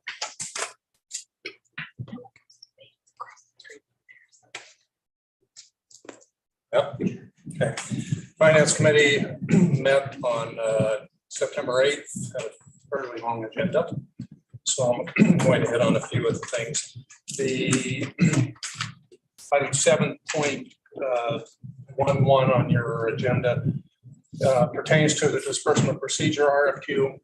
The board approved that previously. The RFQs came back and we received 4 responses. They were presented to the committee. We discussed them. This was made to go through an interview. Each of those parties, we had some very fee proposals, and both Quan and really Quan primarily wasn't comfortable making a decision for this type of project simply based on a fee number and a submission. So we've completed 2 of the interviews. We have 2 of them scheduled for next week. We'll bring that back to the committee in October and to the full board. Hopefully, the time frame on that is assuming everything proceeds accordingly, is to do the project in November, December. and have the report at the earliest in January, but the latest by February's meetings. Any questions on that? Okay, so there's no vote required tonight on that.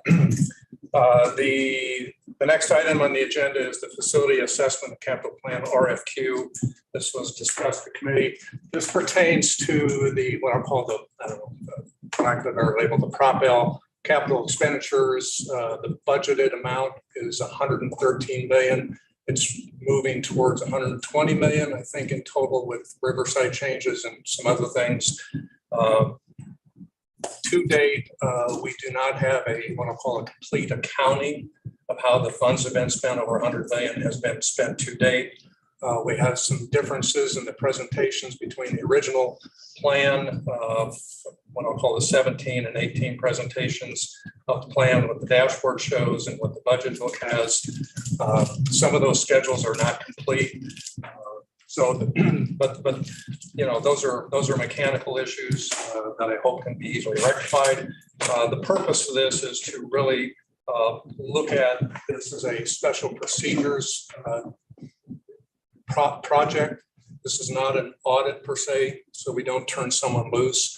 It's to bring in an expert who has applicable expertise in the construction area. Could be financial people, could be project people, could be architects. We're going to have to do a search for that. And I, as explained to the committee, this would probably be at least a two-phase project. I would expect an initial assessment. Again, we're going to have to, once we make the selection of the expert or experts, we'll do an initial assessment, make some decisions about the type of things to be reviewed, the level of that review, and then we would approve that that next phase of the project. There could be a third phase, but that would be solely dependent on the findings. And I wouldn't expect that to happen, but that's a potential action to take down the road. The types of things that they may look at, and this is not intended to be all inclusive. This is just a list of things I wrote down. Obviously, the billings and the expenditures, contractual compliance, industry standard practices, and consistency of methods in terms of how they do things on project to project. This is not a budgeted item. We set a number that's fairly high. Based on your numbers, that was the upper end of your range. So we picked the highest so we would not have to come back to the board for additional approval. So the number was set at 60,000. I want to back up. The capital fund is obviously it's still in process. There were a few things that came out from some previous I guess presentations. One of the biggest ones I'd just like to mention a couple of things is that in the analysis of the capital assets, we're using the market value of the bonds. And because of the duration of the bonds in that account, we're down $1.6 million when you look at market value versus par. So because we hold those assets to maturity, we're not going to forego 1.6 million. We'll have that's 1.6 million. It's a timing issue. The other one is that the capital analysis not included interest income on that. There was $26 million in that account. And again, there's interest income, not as much as there would be if we could invest it today. But as those bonds mature, then that interest income obviously will either be in the capital account or it will move over to the general fund as the intercompany, what I'll call the interfund balances are paid. So there's more. The good thing is the analysis that was done in June that has some discrepancies in it. After I make these adjustments, it's not that far off from what the ending number was. So the motion before the board is to approve the recommendation from the Finance and Audit Committee to the full board for an RFQ to be prepared and released to engage an independent expert or experts and report upon agreed upon procedures for the purpose of analyzing and evaluating Prop L capital expenditures with fees not to exceed $60,000. Discussion, please. Discussion time, okay, thank you. So I just have a question. So like whenever we're having a proposal for some of the buildings, this is an outside different from the board that reviews the proposals. So this is like an independent company that would come in and they're going to look at like, tell me exactly what they would be looking at. I would characterize this somewhat like a financial statement audit, in that we're coming in on the backside to look at what was done. And how, I guess how the expenses were accumulated and paid and processed, whether they're industry standards. Again, I'm not a construction expert. I can tell you exactly everything they're going to look at. But we have no second review of this 100 million plus expenditures. Okay, if you think about a financial statement audit, Quan does the accounting, and we have a financial statement. We have an auditor that comes in and expresses an opinion on the financial statement as a whole. This is for the purpose of because the board really has no means to evaluate how that money has been spent or whether it's been spent appropriately and in accordance with contract.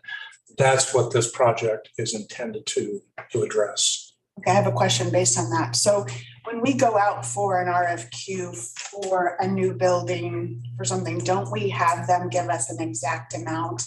We do. And in fact, under the librarian's report, Jake is going to talk about the entire process. We get a guaranteed maximum price, and that's done through and tell me if I'm wrong, Jake. It's through the J.E. Dunn, who's our construction manager at risk, plus our architects and all of their subcontracts. They go through and get all of those bids. If it comes over the budgeted amount, they and Jake work together to figure out how to get it down to that amount. Now, this last couple of projects, because of inflation and the cost of lumber and steel, et cetera, it's been a little trickier to make that happen.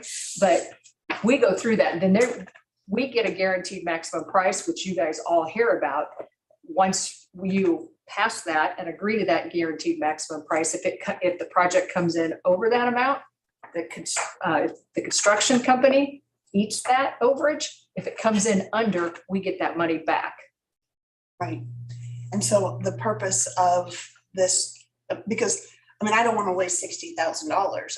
I just think that we have some things in place that are already kind of like that. So that's what my question was, is kind of what will they do differently than what we've already kind of put in place? Because if it went over, I thought we had that piece in there that they have to pay for that. Well, again, I'm gonna go back. We do not have an complete accounting of how the funds have been expended. Okay, we don't know how they've been expended relative to the original plan, how they've been expended by branch. We have a dashboard. The dashboard is incomplete. We have a schedule that was prepared on June 20th. That was provided to us on the evening before the board meeting. That schedule is incomplete. There's no mechanism for the board, no different than you rely on management to handle the financial statements. You don't have an oversight function, or you don't have a board mechanism to address whether these funds were expended. And while I'm not, this is not intended to make any statement of Jake or anyone else, but we have no way of knowing that those are the contracts or other things are being complied with. So it's really on behalf of the board and behalf of the public who approved these expenses back in 2016. I think this comparison of about an hour ago, we just had our outside auditors come in and approved the really quite excellent work that Quan did. We do that year in and year out. And that's no way to suggest that anybody has less than total confidence in his staff. Okay, that's year in and year out. This is a multi-year project over $100 million. And what is imposed upon Quan has never been imposed upon $100 million of taxpayer resources that we took in. I'd like to point out one thing. You keep mentioning the dashboard. The dashboard is not a financial document. It was never meant to be exactly lined up. It was just a cheat sheet with the building committee to kind of see, get a general idea where we are. So I think by trying to present that as a financial document is incorrect. And Brent, you can disagree with me, but I'll speak to this. I mean, the building committee has talked about this. I just have the point of view that while I may agree with you, I think that this will remain a live issue until we have this outside independent review, of it. And we will find and learn. I've got confidence in what it is that we've done. We have done a very thorough job. We find it cost overruns, but there's this precision reconciliation, dollar for dollar and things like this, that in some sense is the only way that people will be satisfied with that degree of particularity. Also, what sort of understand is that this is at the end of all this sort of project, and so if we find something, there's not a lot that would inform future projects because we're not going to be going down a new capital campaign. I'm cognizant of what it is that our auditors told us, and I recognize the limitations of what our auditor said, but they didn't find any, lack of internal controls or any material misrepresentation. But I'm here to tell you is that this issue has bounced around 4 or 5 or 6 different times within the board itself. And to the degree that we have fiduciary responsibilities as a trustee, this is an investment in seeing if we're fulfilling our fiduciary, trustee responsibilities. And that's why I will be voting for it. I see. Thank you. And I know that I think you mentioned it, Mark, that's kind of something that you wanted to see was an audit. So I appreciate that. Okay, thank you. I'm also mindful if you spend $60,000, they're not going to come back and say, gosh, it's all lovely and peachy keen. They will come back and say, well, there's this or there's that, and we will learn. Like this auditor came back and said it was all peachy keen. So well, glad to hear that. Well, the fee issue was set at that 60,000 is a high number. And again, we're going to do a phase 1. I'm not going to throw numbers because I'm not going to speak for the experts, but there'll be a phase 1 initial review and a phase 2. And hopefully at the end of phase 2, they tell us everything is fine. If we get into a phase 3, there's problems. My guess, that's what I would guess. But again, I'm not going to speak for them. So, but again, and just regarding the dashboard, if the dashboard is not an accounting, we don't have an accounting of funds if the dashboard is not serve that purpose. I would represent it as a sound investment and confidence in our expenditures. I appreciate that. Any other discussion? May I answer Lori back? No. Oh, okay. Other comments, questions, discussion?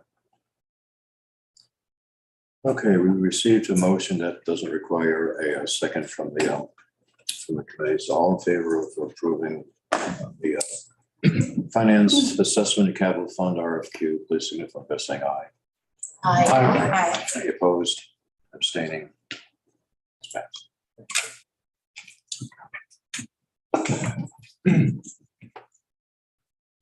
Okay, moving along to 7.13, which is the levy certification.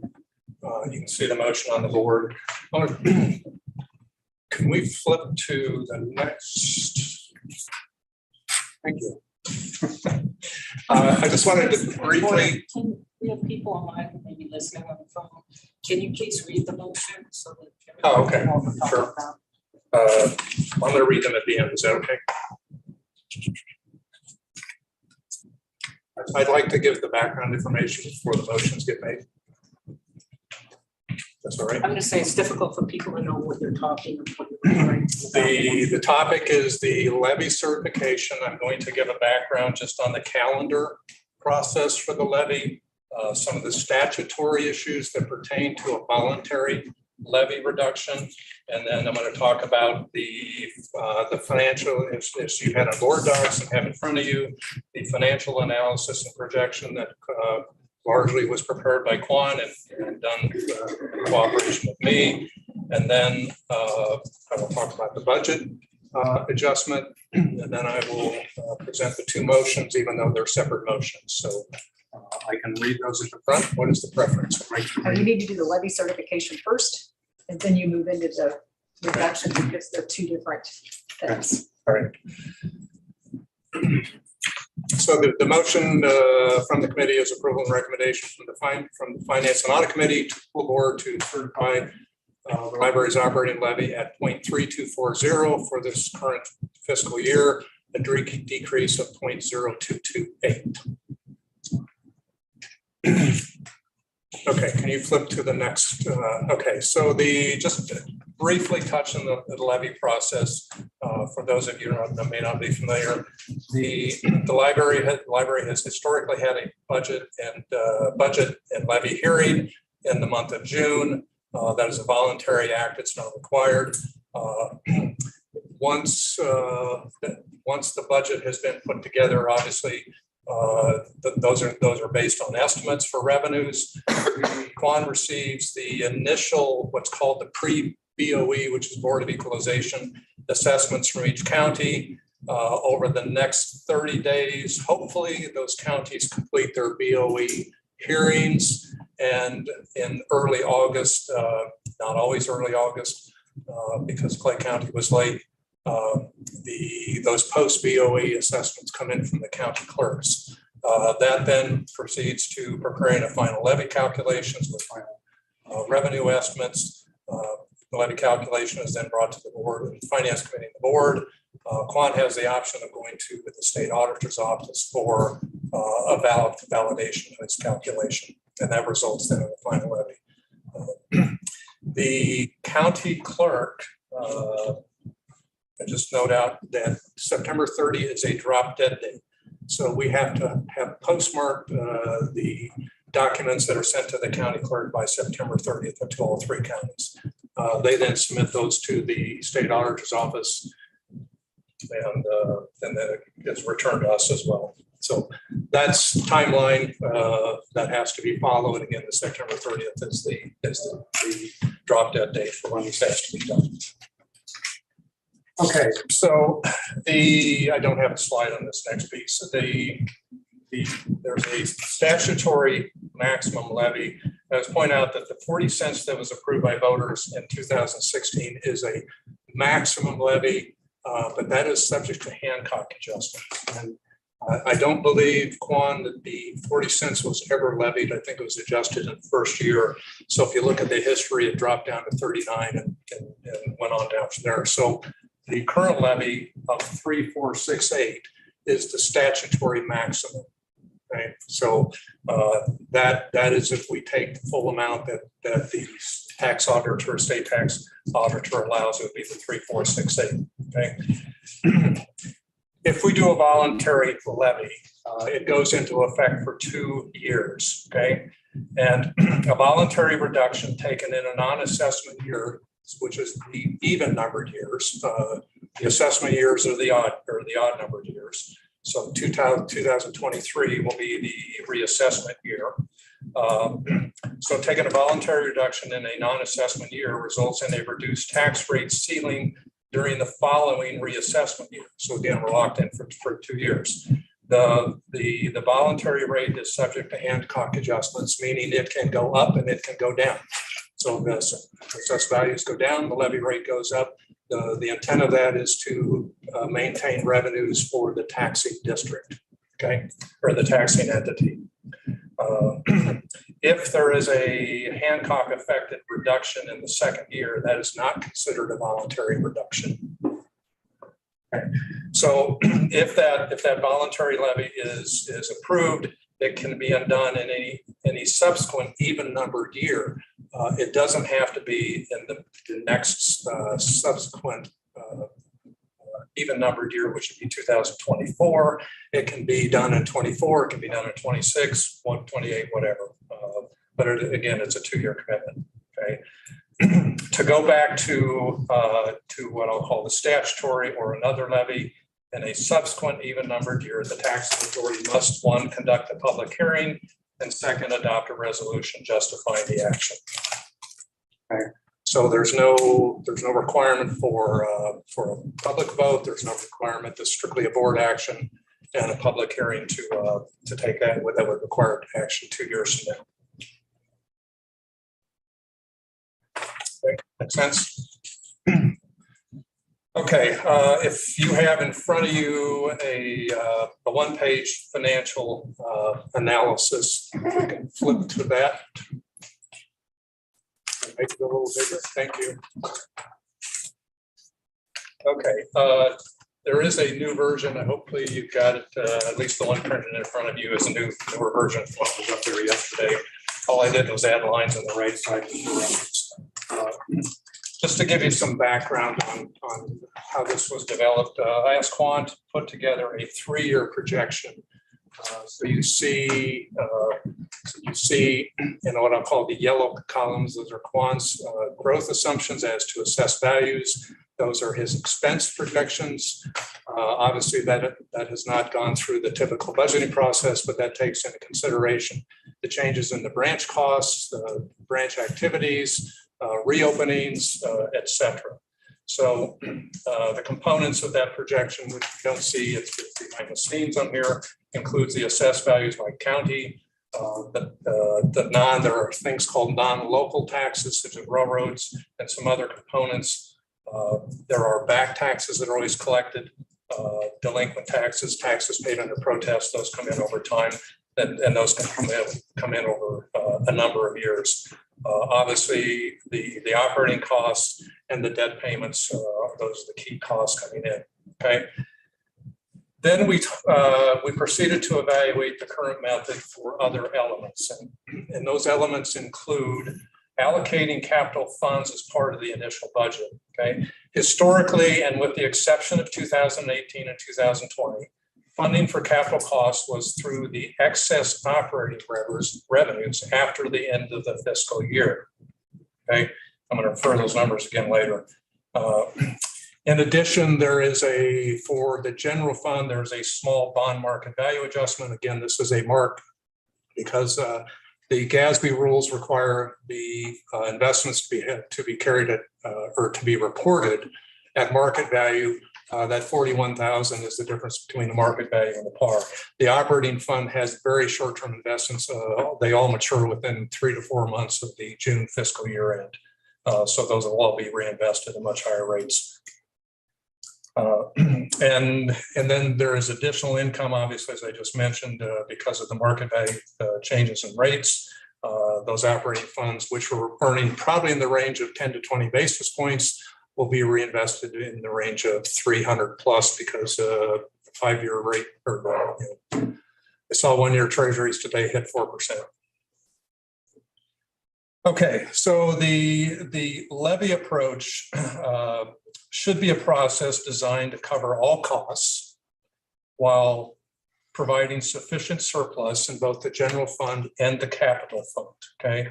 And again, historically, the levy was set to secure the maximum fund. So the 3468 is the statutory maximum. If that was imposed, that would be the maximum revenues into the library, okay? Capital costs were not always initially factored into the budgeted, and they weren't factored in specifically in the budget. I'm going to make that point. They came through on the back end through the excess revenues over expenses. Okay, so the calculation of the load of the levy includes loads and estimates for operating expenses, which you see, debt service payments, which are annual, and we have a 20-year debt service schedule that goes through 2000. What is it? 38. Quan? Yeah.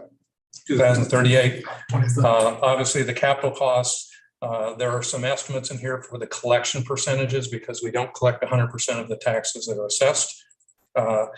Again, back taxes and other taxes come in over time, and there are some other miscellaneous revenues that offset some of these costs. So when you look at those and you net all the components, you get to the net amount that has to be required from assessments and from, in essence, current collections. So in this process, we looked at some different scenarios. We tested just kind of see what, best case, worst case was. You never want to put in an overly optimistic case.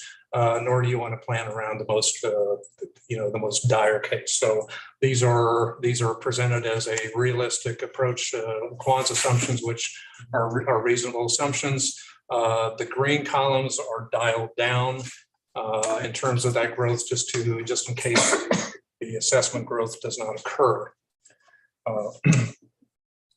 So then it became a process of evaluating where we stood after these components were included and where we had surplus available. You will see on line number 3 that we have no capital plan funding for the current year because the capital plan is I understand, fully funded for all the projects that are on the table. We do have on line 4 what is called a maintenance reserve funding. This is something in discussion with the building committee that will be presented in the course of the next fiscal year. There's nothing budgeted for the current year, but obviously because you have new buildings that are completed, you shouldn't have a lot of maintenance, we hope. But there will be funding, there will be maintenance required for all the buildings, whether that be HVAC units, roof, parking lots, carpet, whatever the case may be. That will all come out of that, what I'll call the maintenance capital fund, okay? And that will be built up over time. And then you have on line 5, the debt service. So I want to go back up on line 1 is the projected operating expenses. You can see the current fiscal year, the columns in the yellow have the most recent 3 fiscal years combined, which is about 151 million. The current fiscal year, the initial budget was 57.1 million, and you can see the projected budgets going forward, 59.4 and 61.1 million. Okay. Those same numbers are used on, really all the same numbers are used on both sets, so both scenarios. The only difference you'll see is on line 8, because of the assessed values being dialed down a bit. You'll see that the fiscal 24 and 25 years bring in about $2 million less each year for taxes. So on a 3-year projected basis, the Quan's projection is 186.4. The modified growth is 182.5, so about $4 million variance there. Other than that, the components are the same. Okay, when we look at, and you'll see down on line 13 where the excess of revenue based on these assumptions we have in here, there is an excess of revenue over expenses for those years. The third year is unknown, and again, that will be a reassessment year because the levy is a 2-year commitment. Okay, but I went out that far just to get an idea of where things might land. On line 16 and down, you'll see the budget reconciliation. You'll see where we've added in the bond market value adjustment to 41,000, and then the investment income adjustment was calculated at the time that calculation was done in early September. We did not change it. I would expect it could be higher, but I can't predict interest rates 2-3 years from now. So we just left the number the same for each of those years. So you'll see that the calculated ending surplus in these scenarios is in excess of $36 million and $38 million for the second 2 years. And again, I'm looking at the yellow columns in that analysis.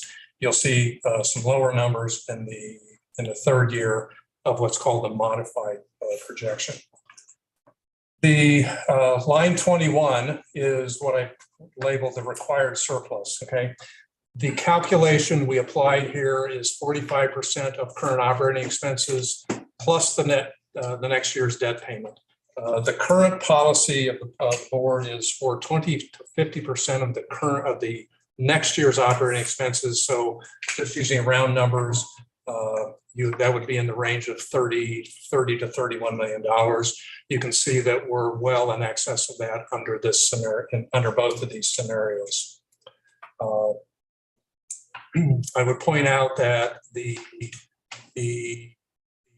with this, and this is based on the reduced levy, that we still have excess over and above what the calculation is. So even at the end of the second year, we're 5.9 million over what the required surplus would be, and 5.3 million at the end of the third year. In the box at the bottom, if we plugged in the current statutory maximum levy of 3,468, you'll see that that would produce an $18 million excess, okay, over the 3-year period, and using the 0.3240 yields the 5.3 million excess. Okay, so again, that's an excess over what the statutory or what the board over the calculation, but still in excess of the board policy maximum. I have a question before you move on. Sure. I may ask. Sure. I'm not sure why capital plan funding is left out of this completely. We still have three projects we haven't broken ground on, and 2 that we haven't even gotten a guaranteed maximum price. I understand. I would think that somewhere in here should be reflected how much we've budgeted for those items, so that we can make sure that when those guaranteed maximum prices come in, that we're able to meet them and get these past projects complete. Okay. You can explain that to me. The analysis that was done in June, okay, that included all the projects that I believe you're But it's not reflected in here. It is part of the budget still. This is the operating budget. Okay. The capital fund, there was no allocation to the capital fund because the capital fund is fully funded. Okay. And this is based on the report that was put together on June 20th. Okay. And again, there was just short of $25 million of capital funds available. That's if those projects come in as we anticipate. As far as I know, nothing has changed. Okay, there's 2 things. Nothing has changed, and we'll have $38 million of surplus. So in this, we're basically just looking at operating funds, and you've taken out the funding for the capital from all this. Well, again, there are 2 pieces of the capital plan. One is for the construction, what I'll call the Prop L construction. And that's the piece, that's the dashboard. Okay, that's this schedule here. And whether it's a tracking tool, it's the only accounting tool that was made available that I could find. Okay. And then this schedule here that was sent out to the board on the evening before the June board meeting. Okay. There was short of 25 million at the end of June. It includes all the budgeted expenditures as well as completion of Riverside. It has the GM, I think that was supposed to be Green Valley. Yes. Okay. Green Valley. Green Valley and East Independence, so it has those numbers included. Has soft cost the property, Reading Rockets, security cameras, the technologies, design and Because my standards they set question was, aside. that is not in here at all.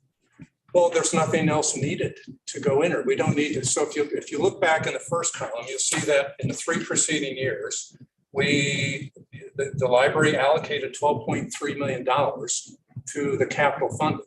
That was part of the initial plan when you put this together, is that you would have revenues My coming question in. was to understand, I'm not attacking your numbers. I'm trying to understand what is included in this and what is not. What you're saying to me is the money set aside to complete the capital projects is not included in here. That's correct. That's correct. Okay. Sorry, is that what your question? That's okay. What is included though is what I'll call the forward maintenance on the properties. That is separate from just construction piece. Okay. I guess I consider this the construction piece. There will be leftovers as I It would calculate. be useful to have that in here for me. Well, So you're saying there's 25 million set aside for that, is what you're saying, right? at the end of June, there's 25 million. Okay. Can I ask a question? Are you done? I have a question for you. and this may be more for Juan because it's for the numbers that you projected. So it says here, like current tax revenues, but we're going from here, we're going for next, and then we're going for the next year. That's based on kind of like what we have right now. And then you projected based on how it's been raised. I just wanted to ask. Okay, so that doesn't include any, because like I know Clay County and I know Platte County are having very significant growth. Clay County is about to get over by Liberty North High School, an enormous project that's houses and all kinds of stuff that I'm hoping will not be TIFed and we will get the taxes from that. And so I didn't know if you had any of those projections in there, or this is just that. That's why I was just asking if this was flat. Yeah, this is a very, not in that detailed level Right. projection. This is the look back, the history, also based on the current assessments for all three counties. And well, the assessment we received just 2 weeks ago is higher than what we projected back in May. The biggest increase due to the personal property tax increased over 20%, which never happened before. Of course, there are other factors could impact the projection. For example, I believe Clay County may want to reduce the replacement tax. It could affect us maybe $100,000 or $200,000 a year, but that's not a part of my projection because it's not done yet, not being passed. Lori, can I finish my comments and then I'll open up for questions? Thank you very much. So again, to clarify that the capital cost funds are separate here. So a couple things to note on the calculation of the required surplus that's shown on here. Again, what's calculated is well in excess of the current policy. In the past 5 years, the largest operating drawdown through November was about 20 million. Okay, so if you think about funds we have to have at the end of June to get us through the next 6 months, if we have in the range of 36 million, we would utilize. We had historically drawn about 20 million down. Okay, so that would leave us well in excess of what the drawdown is. Quants has revenues that begin to come in the months of November and December. And typically, at least if you look in the last 5 years, about 1/3 of the budgeted revenues have been received by December 31st. Okay, the other thing, again, I'm just going to reemphasize that the debt service is included in the surplus, the required surplus. That is not a part of the current board policy, something I think the Finance Committee can take up at a later time. Okay.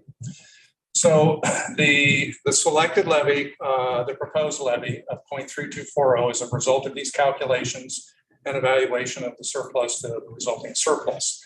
The forward 3-year operating expense load, and you'll see the expense load is the same in both sets of columns, is $23 million higher than the most recent 3 years. So if you see in the last 3 years, 151 million was spent. The forward 3-year projection is for 173 million to be spent. That is higher than any 3-year period in the history of the library, at least, well, I shouldn't say that, at least going back to 2013, which is far back as our schedules, we prepared our schedules. So you'll see my notes, we've considered debt service, we have that funded. We've included a maintenance reserve allocation. Again, we don't have a number. The building committee will bring forth that number over the course of the next year. The ending surplus exceeds the revised calculated minimum, and it also exceeds the current board policy maximum. Again, the maximum being 50% of the next year's expenses. I've already talked about the next one. So, and again, just to reemphasize, if we applied the statutory maximum, we've taken in $18 million more than is necessary to fund the items that are on this schedule. So again, that would be $18 million over and above the $23 million that is included in here for spending. So And that's the committee discussed the proposed levy of 0.3240. What is approved by the committee and as I said, covers the cost and produces surplus in excess of the board policy. Those are my comments on the levy. Question.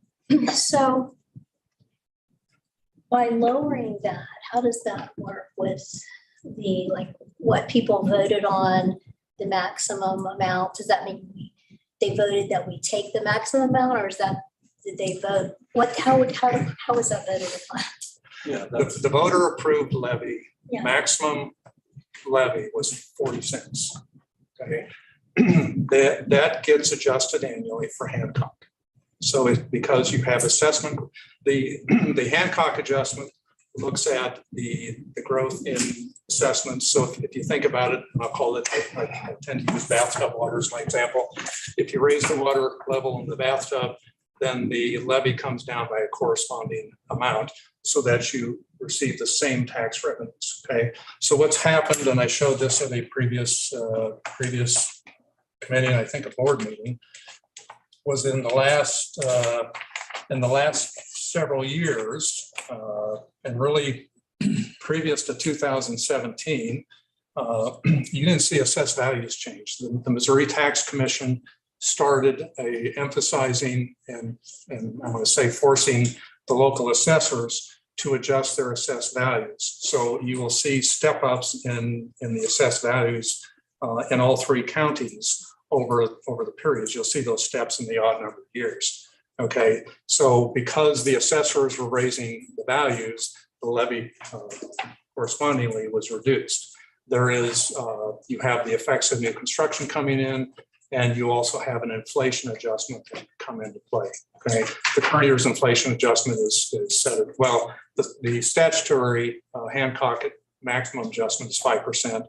The inflation can be higher, but 5% is the maximum. Correct, Juan? Yeah, 6%. Pardon? 6% for 2022. Inflation. Inflation is 6. Right. Okay. So that's part of what's driving this, the increased taxes that are coming in. So I guess what that says is that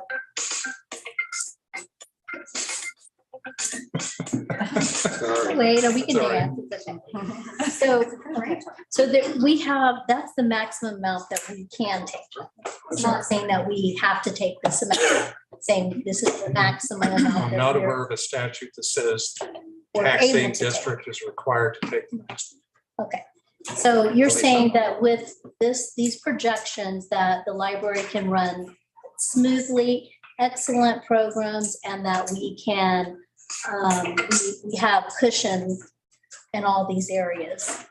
Well, I'm not going to speak to part of that because I can't. What I will say again is that the proposed adjustment to the budget, there will be $5 million more in the current year than was spent last year. For the 3-year projected, there is total spending of in excess of $23 million. Okay, so we're not reducing expenses. You can see the expense load is not yet. What we're doing is saying that because you have these other factors going on and you have that are increasing taxes, and I know one person's taxes, if you think about it, are up by 48% over the last 4 or 5 years. The levy increase was 25. His taxes have gone up 25%. That's probably true in all 3 counties because of these valuation adjustments. But there's no, you can see there's, we're not, we'll talk about the budget amendment, and I guess after we go through the levy here, but we're not cutting expenses. If we spent 50 million last year, or 50.8 million last year, the budget would be 55.8. That's a $5 million increase. And I'll talk about that in the levy, in the budget adjustment piece. Mr. Chairman, I have an amendment that I want to share with board members, and I printed it out so people can have the benefit of seeing it. So.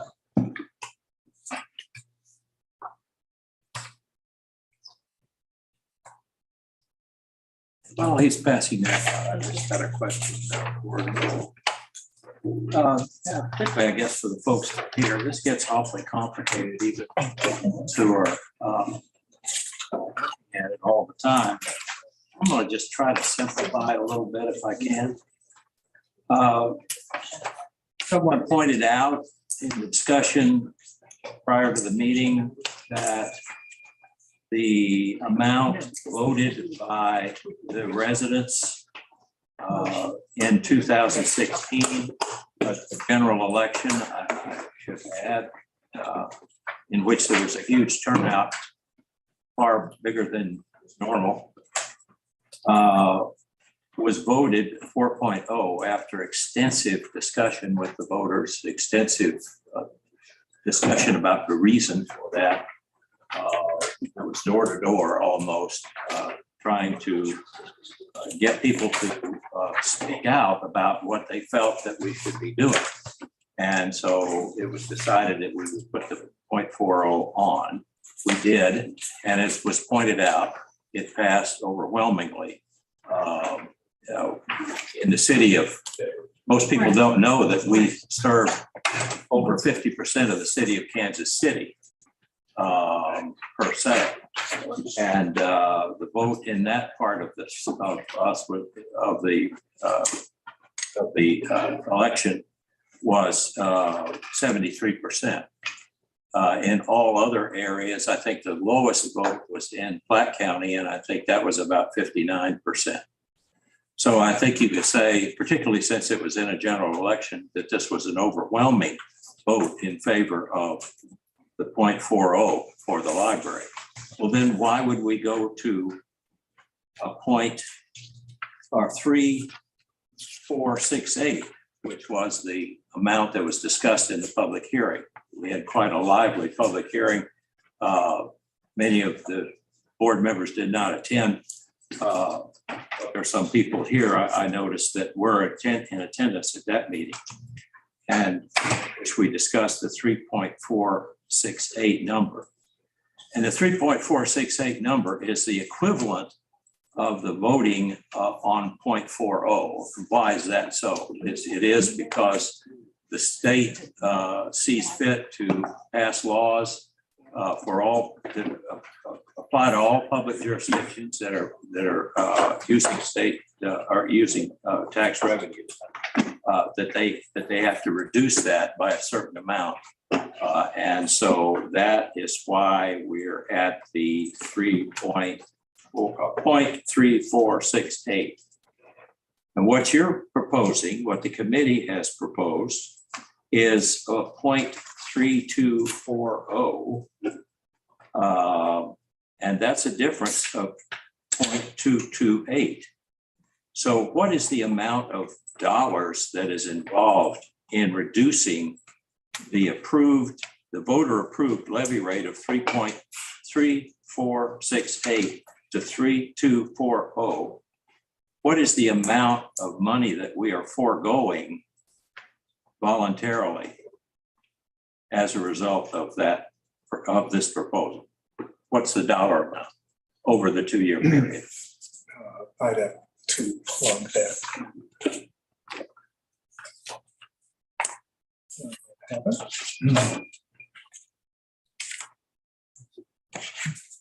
Mr. Chairman, while that is being inquired, I have a motion. If there's a second on that motion, then I would be happy to explain. what- Time out.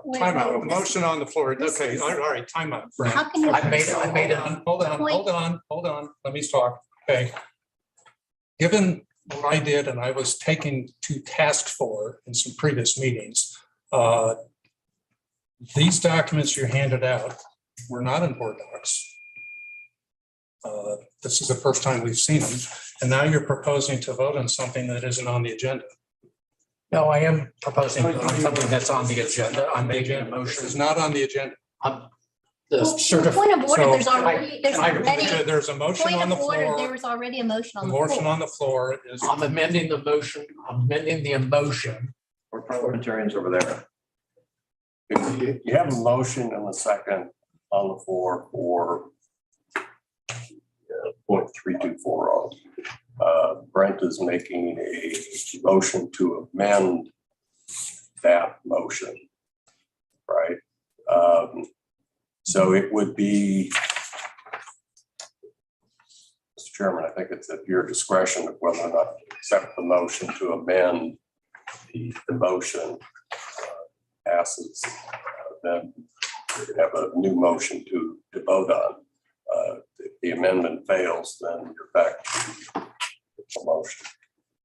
Well, I'll forego the question and let it hold until this matter is decided. Can I ask a question on just this? I have a question. So when we had this original in 2016, it was like, okay, it's a property value of 250,000. It's going to be like $40. Now the property values have increased so much. So a house literally that we bought in 2000 and this year just appraised at 511 because of the increase in the property values. And so now what was costing me $40 is now costing me $80. I voted for Proposition L. I wanted the libraries to be funded. We've gotten fabulous, wonderful libraries. I'm very excited about it. But my family, I lost my job this year, and it definitely our taxes are so much higher. We have a $35 million or $33 million excess, and I'm just wondering. I mean, I see what's been proposed here, but I can see why this is being brought up. But I think that kind of goes with what you were saying, Jim. Is I voted for. I want the libraries. That's 100% what I want. But definitely our taxes are increasing every year, and as they keep continuing to increase, it's just going to keep going up every year because it's that percentage of, and it's for 15 years, right? Am I right? For 15 years, the Proposition L. Or is it forever? Levy is, it's a permanent levy. Yeah. And the thing about the levy, and I'll just read, the levy included the capital costs, okay, the $113 million. Okay, once that is done, then yes, theoretically, if you keep applying the statutory levy, you're going to keep collecting $113 million that you won't be spending on capital. You'll spend some of it on maintenance requirements, but we will build that in, and we factor that in here. But you don't have to pay the debt twice. Okay, once the debt's paid off, that you don't pay it again. Well, we haven't. I mean, there's been discussion on a number of occasions about prepaying some of this debt because the repayment of the debt was vital in order to get this done in a quick way rather than wait for 20 years to get things done. So, but the debt I'm sorry. I'd like to request a ruling from the chair about whether the amendment is accepted, just for purposes for people to understand. This amendment is a 1 cent reduction in the levy as opposed to 2.28 cents. If I understand from our parliamentarian, we have a motion and a second on the floor from the head of the finance committee. Okay, we're having a discussion on that. During a discussion, Brent, you had proposed an amendment. I'm proposing amending what the recommendation is of the finance committee. This is how the full board can participate. Okay. And I would like to see this discussed first before we. Excuse me, I'd like to have the discussion on what's the first motion completed before we go to an amendment on it. And there's still discussion going on with regard to that. I'm a little confused. If you're amending something, you would vote on the amendment before you would go to the main motion. Was there a second to the amendment? I'd second. Again, I think I mentioned it earlier. You've got a motion and a second for the main motion, right? So during discussion now, and there's an amendment that's been proposed to the levy to modify the original motion by some percentage. I think it would be appropriate to handle the amendment first, because if you go forward and vote on the main motion, you've either approved or not approved that levy. And so then it would kind of nullify a motion to amend. So I think a motion to amend would be appropriate. Now, handle that first. That motion fails, then you're back to your original motion. Okay, so I have a question. Okay, so in June, or whatever it was, May or June, I had a proposed budget and I was not allowed to present that because it was not in the usual. Okay, and because the rules did not allow it. This has the same look. So now we have a new set of procedures for voting that were not allowed 3 months ago, but now they're going to be okay today. That makes no sense. In that case, though, Gordon, the motion was made and failed, so there was no opportunity to amend after. This is where. I don't know that I guess you call it semantics. I also, as I said, this should have been presented, this should have been sent to the board. It's being handed out. There's no opportunity to review it, to understand it. I think that the motion of 1 cent is a token adjustment. Obviously, you're acknowledging, this acknowledges that we are taking in too much money. That's exactly what you're saying. My point is, we don't need to take in 0.3368. We take in 0.3240. We have more than enough money to do all the things that people think they want to do, to cover all the capital costs. We cover the debt service. We more than adequately fund surplus.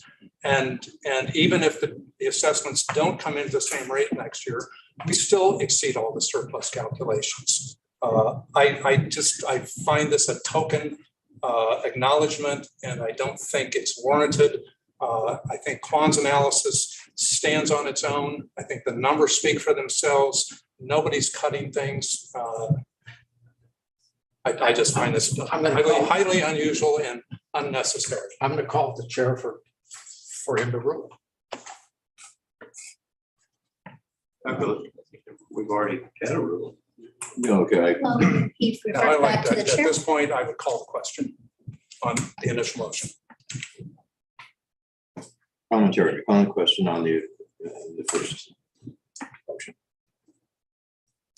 Okay, so since we have a subsequent motion, I don't think you can call the question on the original motion with the subsequent motion still with the second on the table.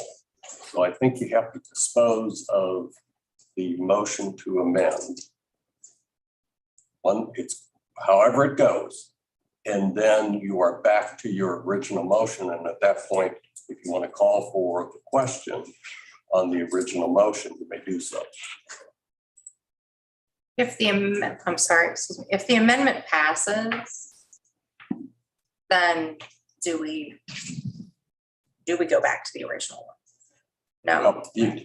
The amendment, this is an amendment right to the recommendation. Correct. So you still have to vote on the actual levy. So a vote on this amendment will not be the final vote on the levy.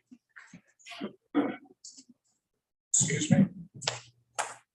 I'm confused. So the amended motion here is to reduce the levy by 1 cent. So you're saying that even if this is passed, then there will be a second vote on the initial motion. So actually what's going to happen is if this motion passes, let's play out that scenario. If this motion passes and it is modifying the recommendation, still you have not voted on the underlying. So the modification is to amend the finance committee's findings by people that was made and seconded by people that were not on the finance committee and not present at the finance committee meeting. That's loud. Okay. All right. What I So think is, I want to say something. I'm just making a statement. So I just, Okay, again, I what I find think that, is I find not this. fair, let me Go ahead. speak All right. first. Okay, what I think is not, I do feel like we need to have something consistent because I did see this happen to Gordon when he brought up something and it was railroaded down. No, it has to be on board docs ahead of time. I think we've got to have a consistent policy because Brent, I think it was you that was really, you were really complaining. I hear you, and I asked staff actually to post this on board docs. It is in board docs. It's just not on the meeting agenda. It's in the library. Well, okay, well, anyway, No, it wasn't like, we never saw it. We never saw it, and so I know, don't you agree, Brent? I mean, we have to have it consistent. I'm prepared for my amendment to be defeated, but I'd like a chance to speak. Well, I'm just saying, I just think we have to just have something Can I consistent. speak to my amendment? Is that We possible? do amendments all the time. Yeah. But I'm just saying, you can't railroad somebody one week and say, this has to be on board docs, and we're not even gonna look at it. And then the next week, someone else presents something and say, oh, but That this was is after. I'm gonna speak to the amendment. And if you're inconsistent. predisposed to vote it down, I understand that entirely. So anyway, for just point of clarification, I was on the finance committee and I recently was removed. Are not in the reconfiguring of the finance committee members. So it's not that I'm unfamiliar with these conversations, and I'm unfamiliar with these discussions. So I think the practical effect of the levy reduction is to reduce the authorized tax rate to an amount that is lower than what the voters approved in 2008, 2016 under Proposition L. Spoken to how many people voted in favor of it all. I think the levy reduction was a flawed process. It did not include important information from other board committees, especially building, technology, and personnel. Staff developed in response to a question from myself and Ms. Burgo, anticipated unbudgeted expenses in the upcoming years. So that's the handout that you have.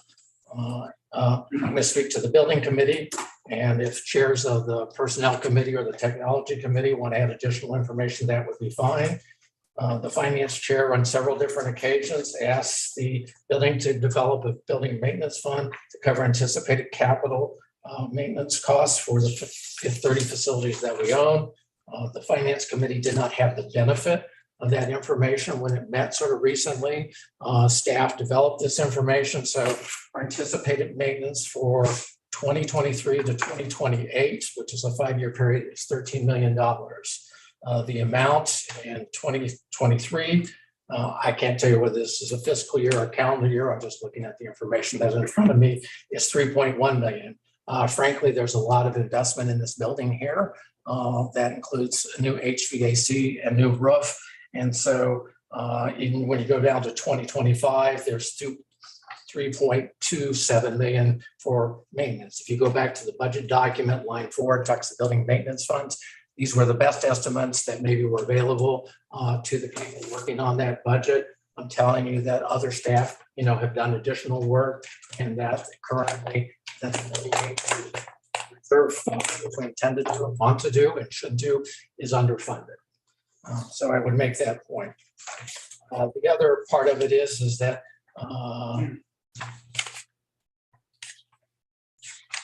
our building construction costs, we hope, are funded. But we don't know the full impact of inflation. We have 2 remaining significant projects, East Independence and also Riverside. I'm thinking that there's other alternative uses for these accumulated funds, and the one that I would primarily point to was the opportunity to pay off the principal. If you look at the official bond document, it says that we can prepayment in March of 2026.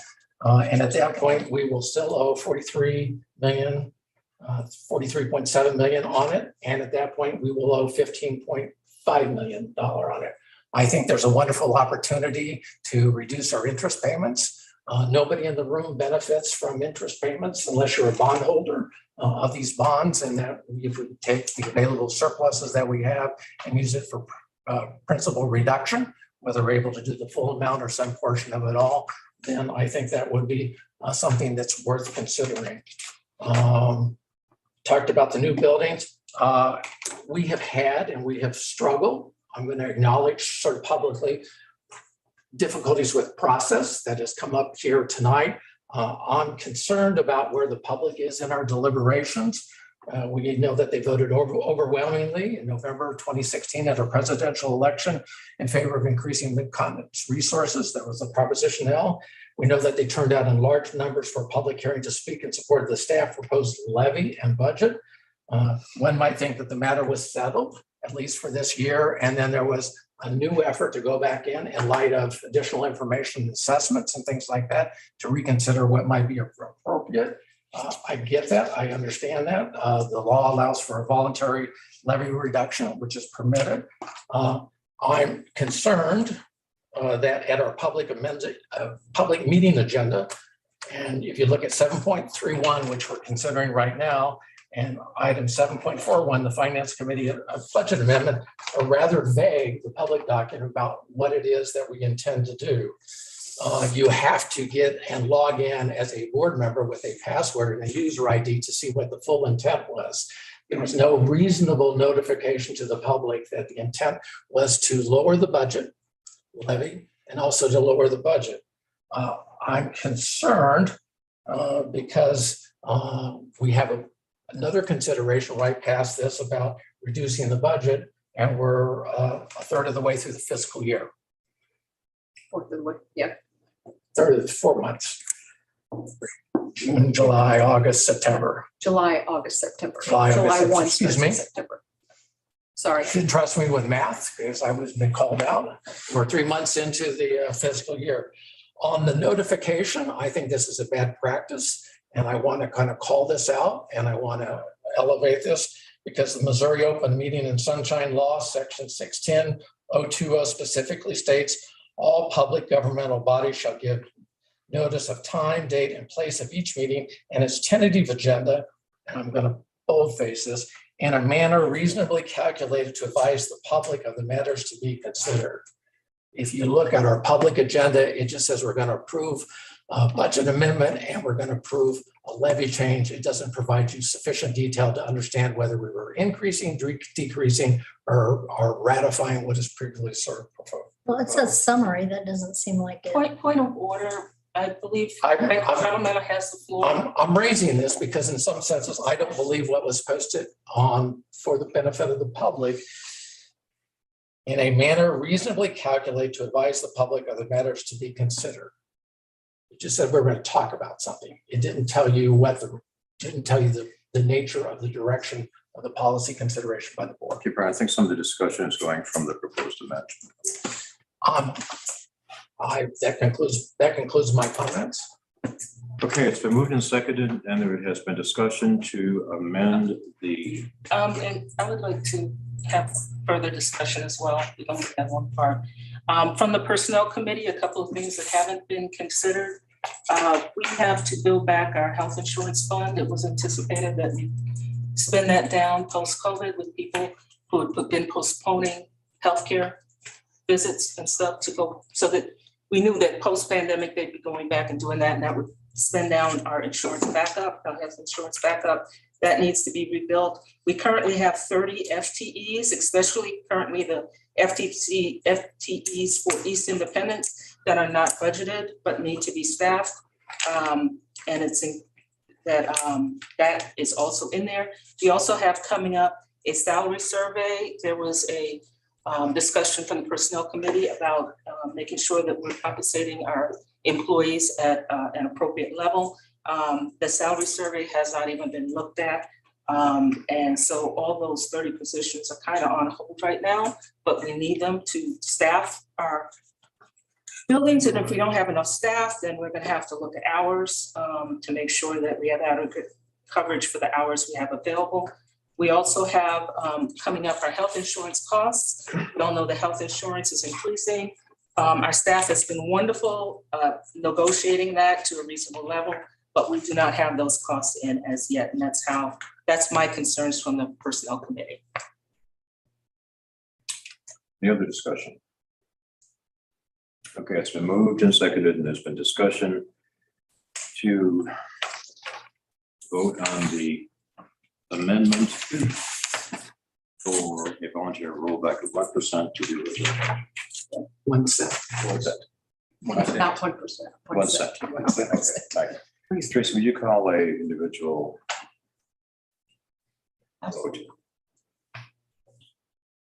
John, Yes. Brett, Yes. Michelle. No.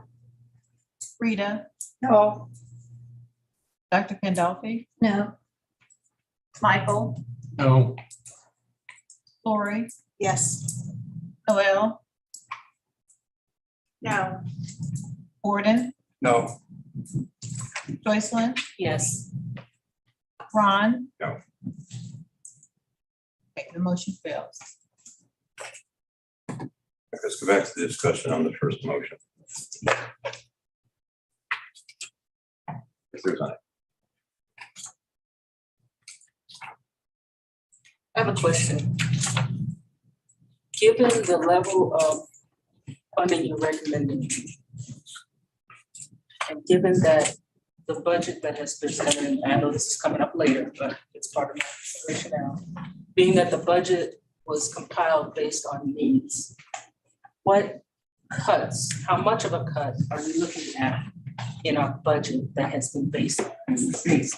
Do that in the next motion. I think it's informative for my decision. And I'll go through my comments on the budget. Can I do that? Okay. So the current budget, that being 57.1 million, was prepared to be balanced, i.e. total revenues equal total expenses. Okay. The basis for the proposed reduction of 1.3 million is that if revenues are reduced by approving a voluntary levy reduction, then expenses should also be reduced to maintain a balanced budget. Okay. Historically, the budget was prepared as follows. We took estimated revenues, we deducted annual debt service, the remainder was allocated to operating expenses. Okay. Expenses were then loaded, excuse me, to absorb the available net revenue. The exceptions were 2018, when capital fund allocation was 7.7 million, and fiscal year 20, when 1.3 million was allocated out of the initial revenue estimates. Okay. Except for those 2 years, capital fund allocations occurred after the end of the fiscal year. Actual expenses have been less than total budget expenses in every year since at least 2013. And that's as far back as we took a look. And except for 2015, when there was a significant technology spend, I believe the number is approximately $2 million. The excess budgeted versus actual expenditures for the years 13 through 20 averages in excess of $2 million. For both 21 and 22, the excess exceeds $5 million. Okay. The current budget, and this was given to me in writing by the former CEO, was prepared on the same basis as the prior years. Therefore, I can assume that a similar excess exists within the current budget. Okay. The proposed 23 expenses of 55.8 after the reduction provides $5 million over the actual fiscal year 22 expenses of 50.8 million. The changes that I understand to be taking place: Green Hills is expected to open this fall. Lee Summit reopened in June of 22. North Oak will open somewhere in spring of 23, so that has a nominal impact on the current fiscal year. And the new Grain Valley building is expected to open in late summer 23, so that has no impact on the current fiscal year. Okay. That's the basis. Okay. So if historically the expenses were loaded to absorb the revenue, and we've never spent 55 million, let alone 57 million. It seems a bit, I guess I question what you define as the needs, because it seems like the budget is building once. Well, I shouldn't say budget includes needs, but it also includes, it appears to include wants, because we have never spent the budget. And historically in the last 10 years, we, absent the 1 year where apparently, I don't know what the technology issue was, obviously funds were available, but when you exclude that, you've never spent the budget. And the current salary structure, I put that up on the board. I looked at salaries historically. You have that in your board packet. It's discussed at finance committee meeting. when you look at the head counts, we looked at July of 17, 19, and 22, just to get an indication of what was happening with staff counts. At the end, in the July 17 payroll, there were 931 employees, okay? Headquarters had 170. In July of 19, there were 899 employees, 176 at headquarters, so a slight increase. In July of 22, the head count was 800. Okay, and the head count at headquarters was 171. So basically, in 5 years, headquarters head count is flat. Branch head counts have gone from 761 to 629. The salary costs, or I'll call it the salary costs, are higher. Okay, by in a 5-year period by 21% overall, but the average rate for headquarters has increased 28%. Branch rates have increased 20%. The overall rate increase is 23%. So, if there are salary adjustments still coming, it appears that salary adjustments were made over these past 5 years. I may address, there's so much in there I'd like to address, but I will address the personnel issues. First of all, when buildings open are not the same time that we actually hire and train staff. So hired staff would have to be hired earlier than that to get them trained and ready to be at an open building. 2, during the times that you are referencing, we were actually down about 100 positions that we were holding on because of pandemic. Also, speaking to budget as a whole, if you take out the pandemic years and the construction years, when our buildings were closed, not fully staffed, not fully doing programming, we spent 96, 97% of our budget. We were not, and I take exception to your presentation of the budgeting process as us padding our wants. I think that is, I don't think that is correct. From my understanding of the budgeting process, the staff looks at the needs, and the needs always outweigh what our resources are, and then they work backwards to see what they can do with the resources we have. To then turn around and say that it's padded, I would like to know, if you're planning on cutting the budget, what exactly do you think is padding and what will be cut? We have no indication of that. The only indication that's been said is staff will figure it out. If you think things are padded, let me know what they are, so we know what will be cut. Why is anything going to be cut when we have $5 to $6 million a year extra? If we cut the levy, we won't. Yes, we will. That's what Juan's numbers proved. If projections come out as planned, you want to know where the $5 million extra is going to go? To staff our buildings, to increase our programs, to handle the population increase that also drives those increases. I don't understand if you're saying, I guess for me to understand this, if you're saying cut the levy because you're taking in too much, but because you cut the levy, now we have to cut the budget, which was based on needs and based on what the voters voted. But I don't think the budget is being cut. He's saying the budget has to be reduced. It has to balance. That's what's being used is not being cut, because he's been with Juan's projections. They're just showing that there's already extra, but in years past it hasn't been used. So I feel like this is. We have more buildings, more staff, more. No, with all due respect, we do not. Juan, have we increased branches in the last 4 years? Yes. What? East summit is the new was okay. So it's like that at one. Okay. So I'm going back. But we've also increased hold on. the size of our branches. If we're allocating revenues based on needs, okay, I'm going to go back to the capital. We needed capital funds, right?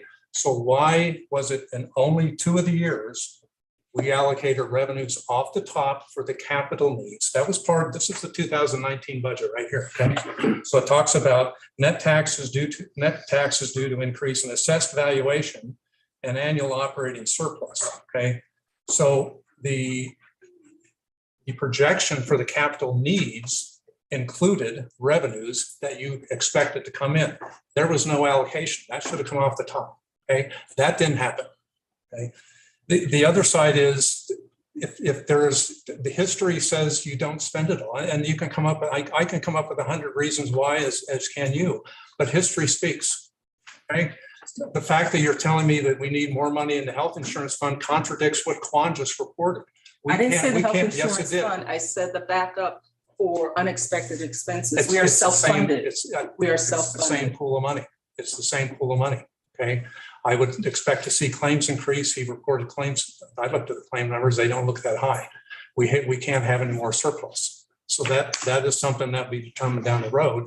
But again, you know, you're throwing out all these ifs. I'm saying that even with the levy reduction, you have 5 million more next year, 23 million over and above what you spent the last 3 years. And I still will end up with somewhere around 38 million of surplus, which is far in excess of what the current policy requires. My basic question has not been answered. If if the levy reduction will reduce the budget, what is going to be cut? I have my pencil here, my pen here.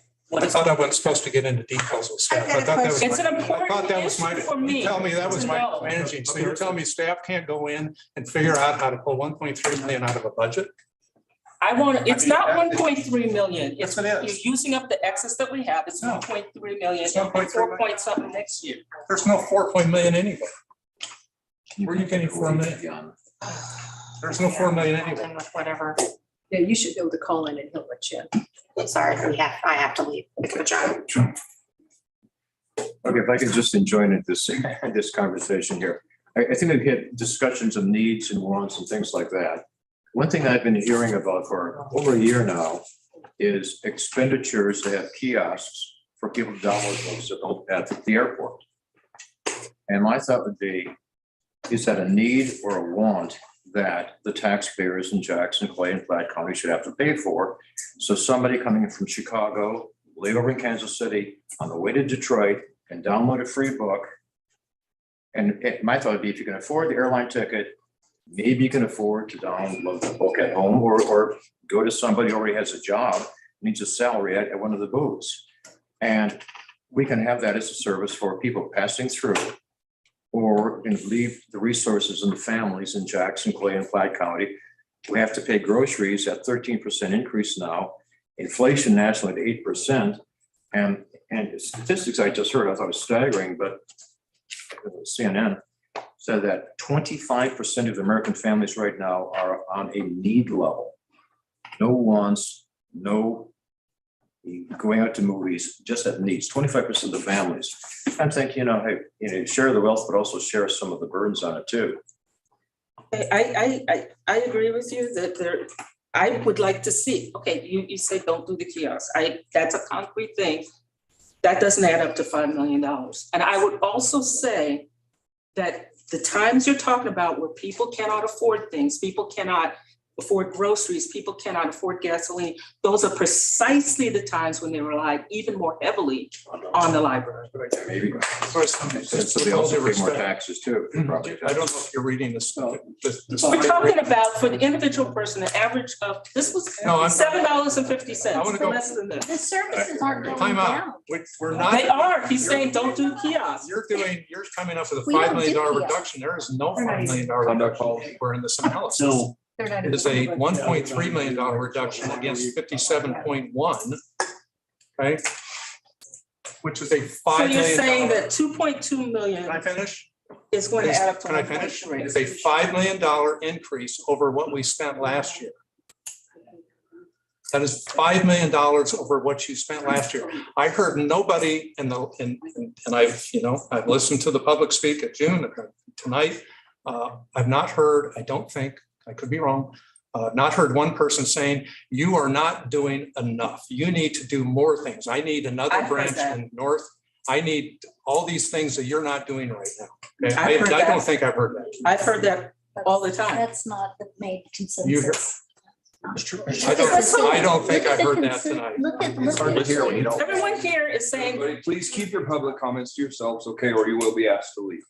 look Appreciate the at, tensions are high, but please keep them to look yourself. at Thank you. all the statistics they give us every time about the Mr. Chairman. people's Yes. um, services. I mean, just look at the response from the public about the services that we're offering.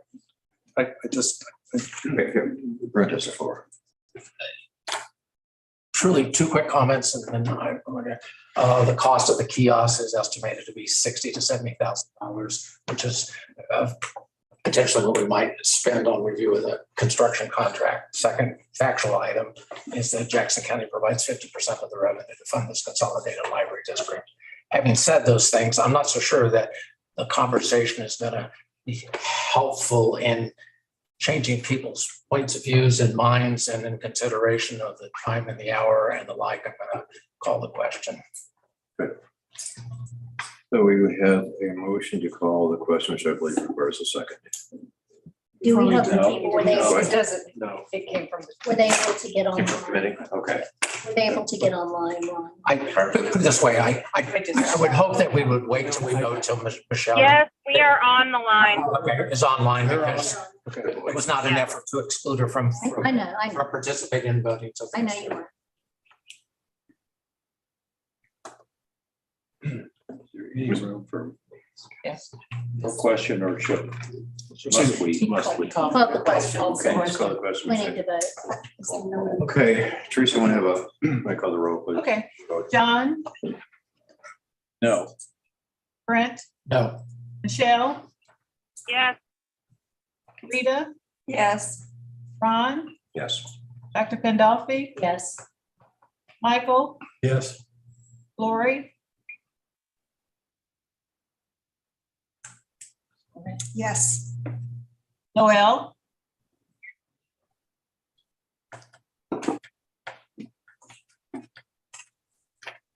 Cody, is Noel on the line? I think she's with, yeah, she's with Michelle. Did you say it? yes, I said yes. Okay, thank you. Gordon? Sorry. Yes, you're fine. Joycelyn? no. Motion carries. Mr. Chair, quick point of personal privilege. Sure. I just want people to know that Dr. Wilson, I don't know the details, was in a car accident. Oh, no. And so we don't know her, other than that, and that accounts for her absence this evening. So I just wanted to be clear of that. Now, Susan's accident was going to be mentioned at the end of the meeting, but we certainly can keep very best wishes. Any information on it. She was on her way here is all we know. Yeah. And she was in a car accident. There hasn't been any more update on it. We don't know anything else. Thank you. Proceed. Proceed. No, we haven't voted on this amendment. On this. We have to vote on this one. And you need to read it. You need to read Okay, Richard. I've already explained it, the budget amendment, approval for the recommendation from the Finance and Audit Committee to the full board that the total tax revenues for fiscal year 22-23 operating budget be reduced from the current estimated amount of $62,600,000 to $61,290,000, a decrease of it should be 1310, not the 1300 that's up there. And with a corresponding reduction of an equal amount of the total budgeted expenditures. That is approval from the committee. Gordon, you said it should be 1.3. I'm sorry. Well, 1.310. 62,600, It's another 62,600 to the 290 is 310. Let's put it this way, whether it's if it's a 1.3, I don't care. The 10,000, I don't care. Okay, thank you. So which one is it? Which one carries? Whatever the difference. So. No, I'm not discussing. It's just a point. I don't know which one carries. Mr. Got to do the math right. So you're you're decreasing the budget by $1,310,000. Correct. Should be a decrease of one. It's just a typo. It's a typo Okay, thank you. on the. All right, so it's a decrease of 1,310,000. That's the motion from the committee. Okay, we've had a motion that doesn't require a second. Any further discussion? What? Didn't say anything. I know Lori had her hand up. Yeah, I am concerned why we're putting it, is this your line 2 that you have on here? Yes. And so you have to have this to make the numbers work, what just passed with the second or 2 cent. Again, the reason for the budget adjustment is so that we have a balanced budget. We're reducing revenues and we want to maintain a balanced budget. Then the proposal that was approved by the committee was to decrease the expenses by the same amount. And that reduces, again, that still allows for the $5 million increase over the current year.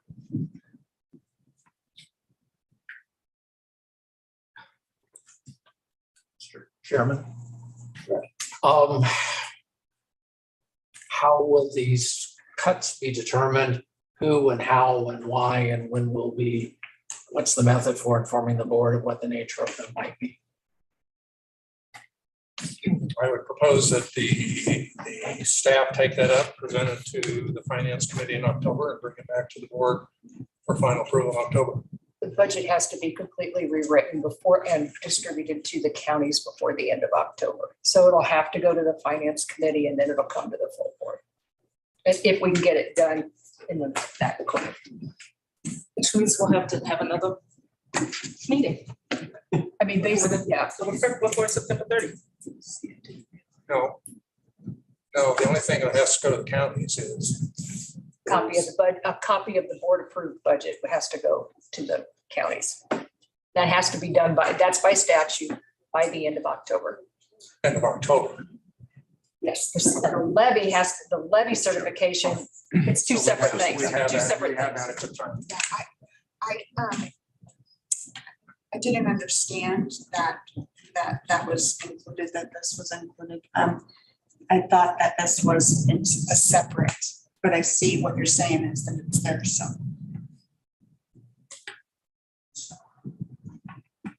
I ask these things for just clarification. So when we last time considered a budget, we had a 6-6 vote and it tied in. We were, as a board, unable to pass a budget, and then the staff proposed budget took into effect. Would that be the same situation as we consider and take up a new budget? Based on the new levy, that's my assumption. Is that a correct assumption? Well, so you had a vote, right, sometime earlier this year on a budget. So in that, as Brent said, that vote was a 6-6 tie. Under your policies, then the staff recommended budget automatically goes into effect. That is the budget under which you are now operating. Right. A budget amendment is, I guess, being offered, and I'm going to have to defer to Quan on whether or not the budget amend the budget is required in order to make it a balanced budget. I can't give you that opinion. But if you have a budget reduction, then when you come back in October at your October meeting with a new budget, then I would say the net effect is going to be, if it's not approved by the board with an affirmative vote, then at that time, that staff recommended budget will go into effect. Those same processes too. Right. You're just repeating the same process. So I have a question that may kind of be something, I mean, according to your numbers for this year, there will be a $4.6 million excess. And that is if we cut the budget by 1.31 million. Is that correct? Because if we add the 1.31 million to that, then we wouldn't have to, we would have a less amount of surplus. So if we take the 4,672,252 minus the 131,000, that would give us a $3.3 million surplus plus our $36 million of surplus that we're saving. So our excess surplus would be 3.3 million, and then we would not have to cut the budget. Is that what I'm understanding? Because then we wouldn't have to modify the budget. We would still keep the programs and the stuff that we have. I mean, I'm looking at your numbers. Your calculation is correct. You would have, as this is presented, you would have an excess, projected excess of 3.3. Okay, you would not have a balanced budget, okay, which has been the basis, which was the basis for the budget amendment, was to maintain a balanced budget. A balanced budget would have a zero at the bottom. No, a balanced budget means I have revenues. The balanced budget is not, the balanced budget and surplus are two different things. Okay, the balanced budget means my revenues equal my expenditures. The surplus is a calculation of what's available after I take into account revenues, expenses, and all the other factors that are coming into play here. Okay, so the budget is the spending limit that is set by the board. I will say that if the board adopts this resolution, okay, then we will have, in my view, a board-approved budget. And we're not operating with the board-approved budget. We're operating with a default mechanism that is a policy that says one thing. It says the statute reads that the board has to adopt a budget. The policy says if the board fails to do its job, then the staff budget goes into effect. It seems to me that the intent of the statute is the board should act. The board should adopt a budget. So the proposal here is to reduce the expenses that are budgeted by 1.3 million. Again, that provides 5 million over and above what's spent last year. We will have a balanced budget, and if we get approval from the board, we will then have a board approved budget. I think that would be the prudent thing to do on behalf of taxpayers. And that's what I recommend. But I still don't know where we're getting a balanced budget when we have no zero on this. But you're trying to compare surplus to an operating budget. So, I mean, these are the numbers that you used for me to vote from. So I'm confused now, because now we're going back and saying we will not have a surplus excess. Because if we're going to have a surplus excess, then we should not have to cut anything from our budget. No, the point is, well, I don't know what the surplus excess is going to be, because, I don't know how some of these pieces roll out, but if we have $36 million at the end of next year, we can take into consideration the budget changes that may occur that might come from health insurance or may not, or something that happens with the building that isn't in the current capital plan that takes into account that there can be any myriad of things that happen. But the point here is to get to a balanced operating budget. So revenues on the operating side equal expenses. And since we've reduced revenues, the recommendation from the committee is to reduce expenses by a corresponding amount so that we have a balanced operating budget.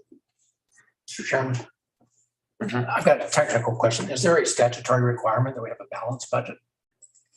Or is that a preference? That's a good question. I'm not prepared to answer that for you. I did not see it in the statute. We've always got a balanced budget. Always have one. Yeah, I always had one. in the statute for consolidated library districts, I did not see that. I think statute says the board has to adopt a budget. Yeah. No, I'm just trying to, as we dig into this, I'm just wanting us to sort of understand. So I share the concern is that I'll tell you why I raised this question. If our reserve is over our policy of 50%, and there was a presentation by the auditor that says 57.1%, how do we use those resources appropriately in support of library operations and or building plans or building improvements. So if we're accumulating money in our reserves that exceed what it is that our policy allows, then how do we then access those excess surplus funds above our policy for some other library use? Yeah, may I? Certainly, please. Yeah, I was reading something, sorry. I have two questions that may be appropriate to this. It was mentioned earlier that we're conducting a wage survey. When is that wage survey supposed to be done? We have not done so for several years, and the board was very anxious to get that done because of a sense that we were falling behind in wages for our personnel. When will that be done?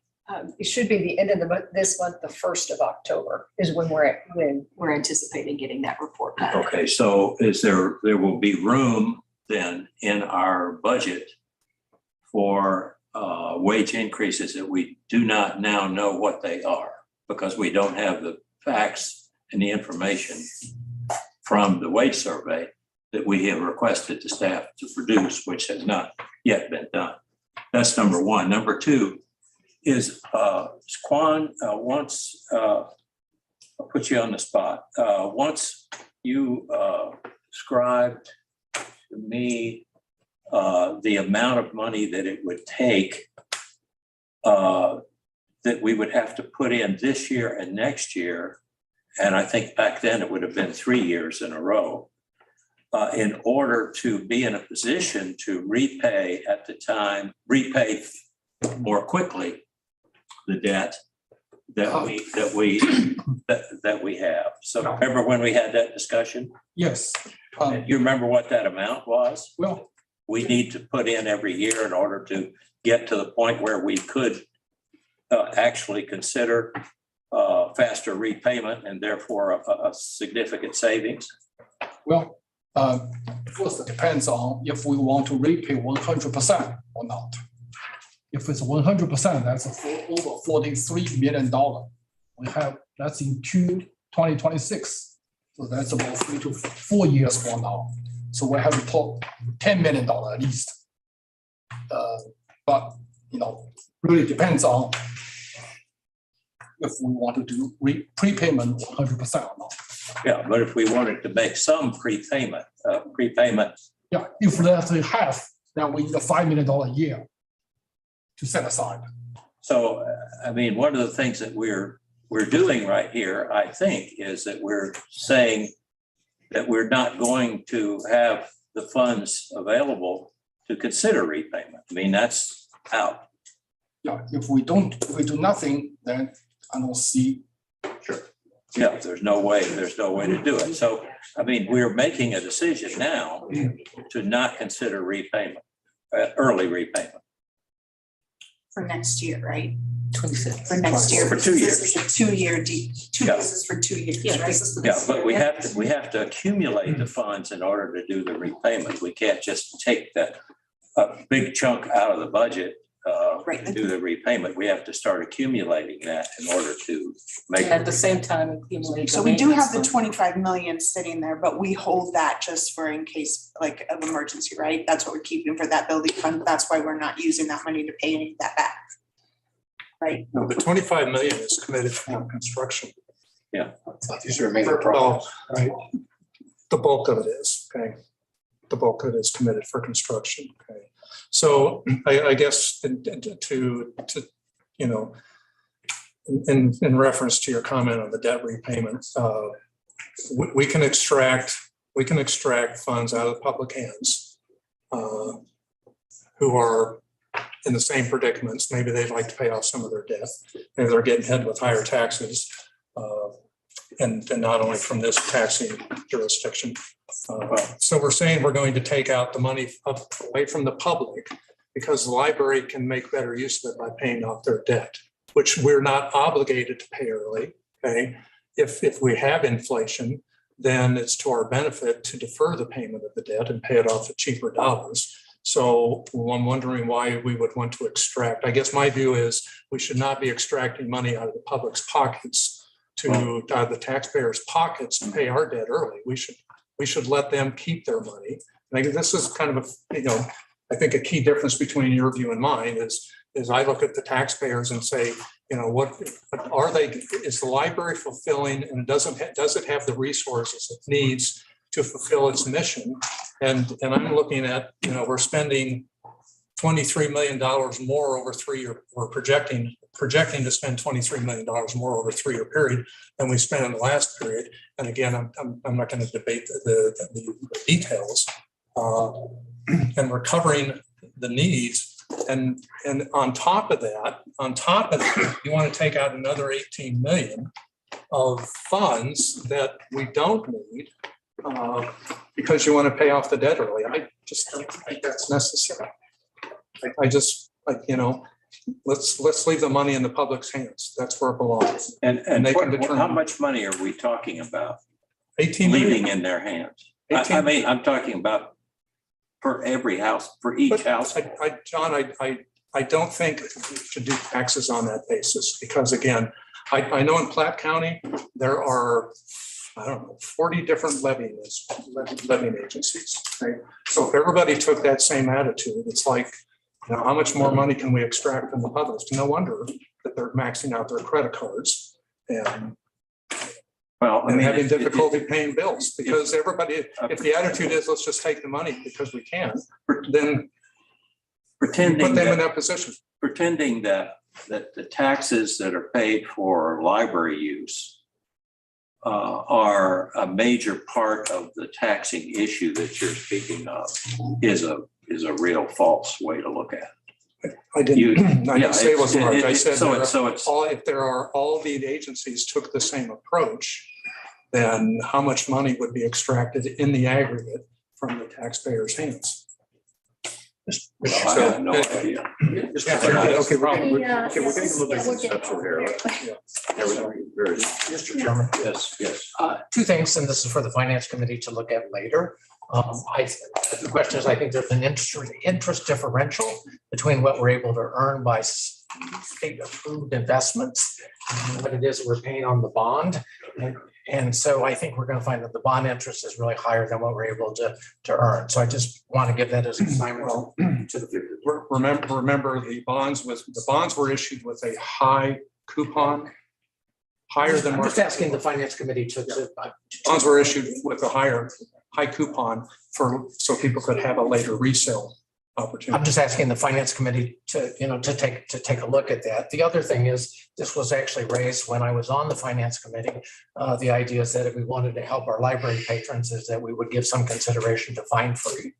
That I think there's a cost benefit analysis that shows we probably spend as much in collecting fines as what it is that we're able to take in and fines, and we should sort of give that some sort of consideration. Most library systems do have that, so it's not a topic for tonight, but I've been brought up several years, and we've never really as a board talked about that, and I think it would be beneficial for us to talk about that if we're talking about how it help our library patrons. Can you call the question? Okay, we've been around so many times.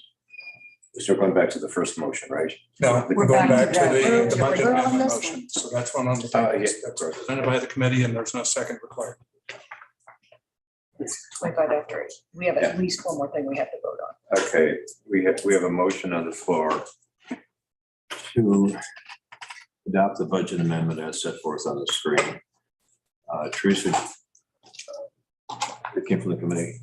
Yes. Yeah. Okay, Teresa, just call the roll, please. John, No. Brett, No. Michelle, Unmute, sorry. Yeah. Rita. Yes. Ron, Yes. sorry, Ron, meant to call you. Dr. Pandolfi. Yes. Michael, Yes. Lori, No. Noel, Yes. Gordon, Yes. Joycelyn. No. And the motion carries.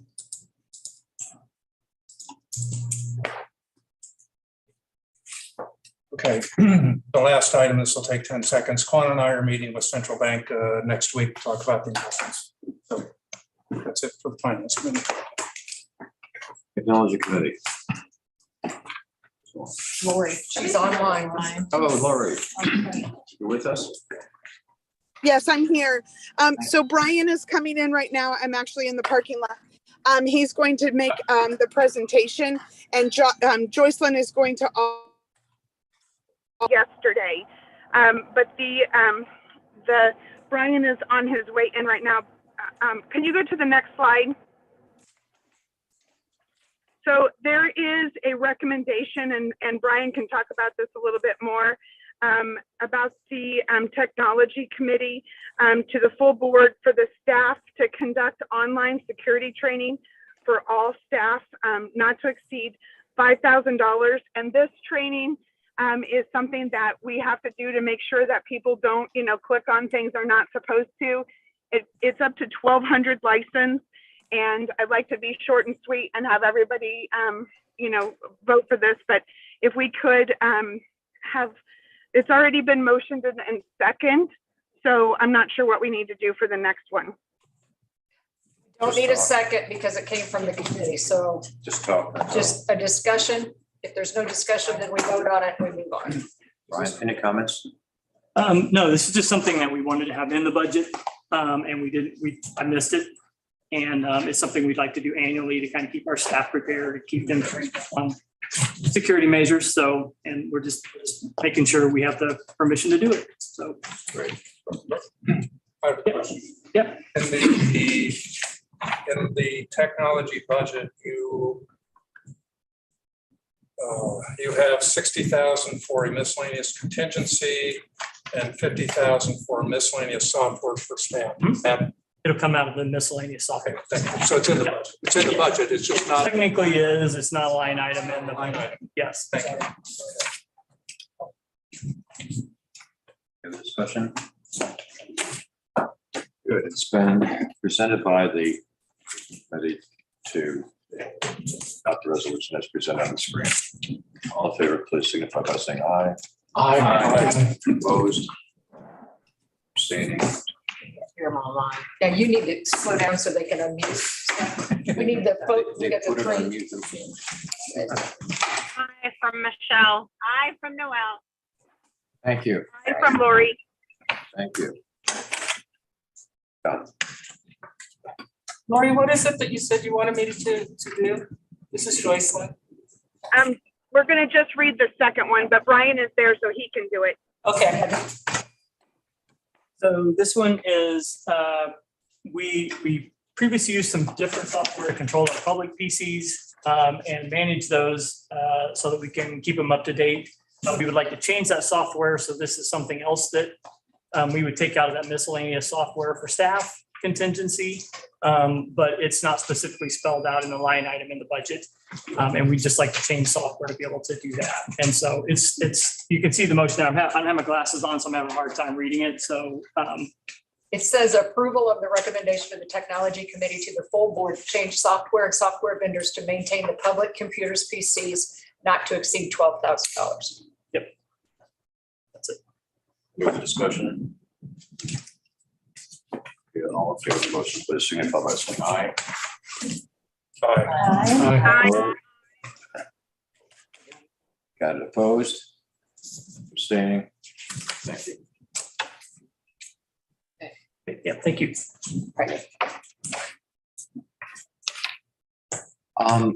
Due to the considerations of time, we've proposed that the librarian's report, which was a presentation from Jake, be postponed until some other time. We're just going I'm sure there's no objection to it at 8:30. And new business. Must be put strategic. Yeah. Keep this as short as possible. During previous meetings, John had mentioned the strategic plan that was put in place a number of years ago, and some thoughts were that we revisit a strategic plan for what are the current needs. So if any member of the board is interested in that, please express that interest to Teresa, and she'll be in touch with us. Also too, I noticed, especially in the past 9 to 18 months, when we had to refer to the policies and the bylaws, it seemed that there were instances in which those documents were either not addressing an issue or addressing an issue in a way that could be brushed up pretty well. So that's the other thing. If anybody else has any recollections of instances when either, again, the bylaws or the policies could be looked at again, also please direct that to Teresa, and we'll see what interest there is to go in either one of those matters. So strategic plan and bylaws and policies, especially strategic plan. Oh, yeah. We have one last voting item that you've got to vote on tonight. No, not the adjournment. Okay, so you have two more items. Every year, every fall, the Missouri Local Government Employee Retirement System, we affectionately call loggers, meets annually to discuss the retirement program. We send 2 representatives every year. One of them is a staff representative who is voted by staff members. That has already been done. There's always, we need to have a board representative to go to this. It is October. Sorry, I just blanked on what the dates are, but it's in October. It's like a Wednesday, Thursday, Friday. No, October 27, 28. Thank you very much. And it's in Springfield this year at the Doubletree. That much I do know. Both Joycelyn and Michelle have gone in the past. The library does pay for this. We do know that the hotel is filling up really quick. So whoever gets elected by the board tonight needs to get with Teresa tomorrow so that we can get the room reservation made and so that we know you have a place to stay. So can you tell us a little bit about it? I have never attended. I know that they discussed, I don't know. Do you want me to? Remember speak? Joycelyn? Jennifer? Yes, Jennifer. I'm here.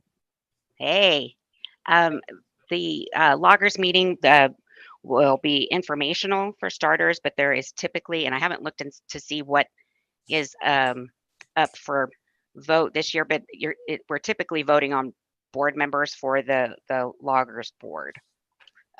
So the statutes that govern loggers require for us to have an election among employees to send an employee representative, and for the board to elect a trustee or employer representative. And I will say this real quick, if I don't know who's going, but if we don't get someone, that you guys can also, the board can appoint a staff member to represent them as well. So. This is Michelle. I don't know who can go. I'm available this year. I don't know if Joycelyn wants to go. It makes no difference to me, or if someone else wants to go. Frank Chonamara, move we appoint Michelle. I think that's wonderful. Yeah. Sounds good. Okay, looks as though. You need to vote. Yeah, I'm reading it. So we have the motion. Do we have a second? That's all second. Okay. We should probably curtail discussion before she gets out. Yeah. Okay, it's been moved and We seconded. need to ask if anybody, do we need to ask if anybody else wanted to go? Silence. It makes no difference to me. I mean, it's a great conference. Michelle has been personnel chair and I've been personnel chair. It's usually been a chair that's fine. Well, and if Michelle gets home and looks at her calendar and she can't go, Joycelyn could be your backup if you wanted to do that as well. Sounds good. Okay. I'll amend the motion to. So it's been moved and seconded that we have Trustee Wyckoff represent the library at the Loggers Convention. In her absence, Joycelyn would be an alternate. All in favor, please signify by saying aye. Aye. Any opposed? Okay, Michelle's fine. Announcements. Okay, announcements, do you have any? Okay, I have 2 quick announcements. They're in your board packet, but my request, Joycelyn has kindly moved the personnel committee meeting from the second Wednesday to the first Wednesday because I am out of the country October 9th through the 17th. So the Personnel Committee, for those of you who are on that, will be 1 week early. And going forward, Gordon has moved the Finance Committee meetings to the second Thursday of each month at 10 o'clock. So they're no longer on the first Thursday. I've got a quick announcement. Because of conflicts, the building committee scheduled for 9 AM on Thursday will be rescheduled. This week? Yeah. Didn't know that. Okay. Oh, that's why I'm sharing it. Okay, good to know. Share it with Jake and share it with, just so we can have full participation by the committee. So details to come. Trustees' comments? I think we failed the voters today. That's all I have to say. I think we failed them and I'm sorry, I'm speaking yummy, I'm sorry. Go ahead. I think we failed.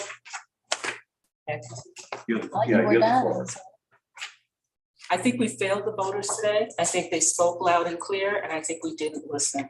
And for that, I apologize.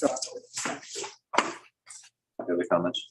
I think that we did a great job. I think that we're providing good services and for less money, so great. Other comments? Move we adjourn.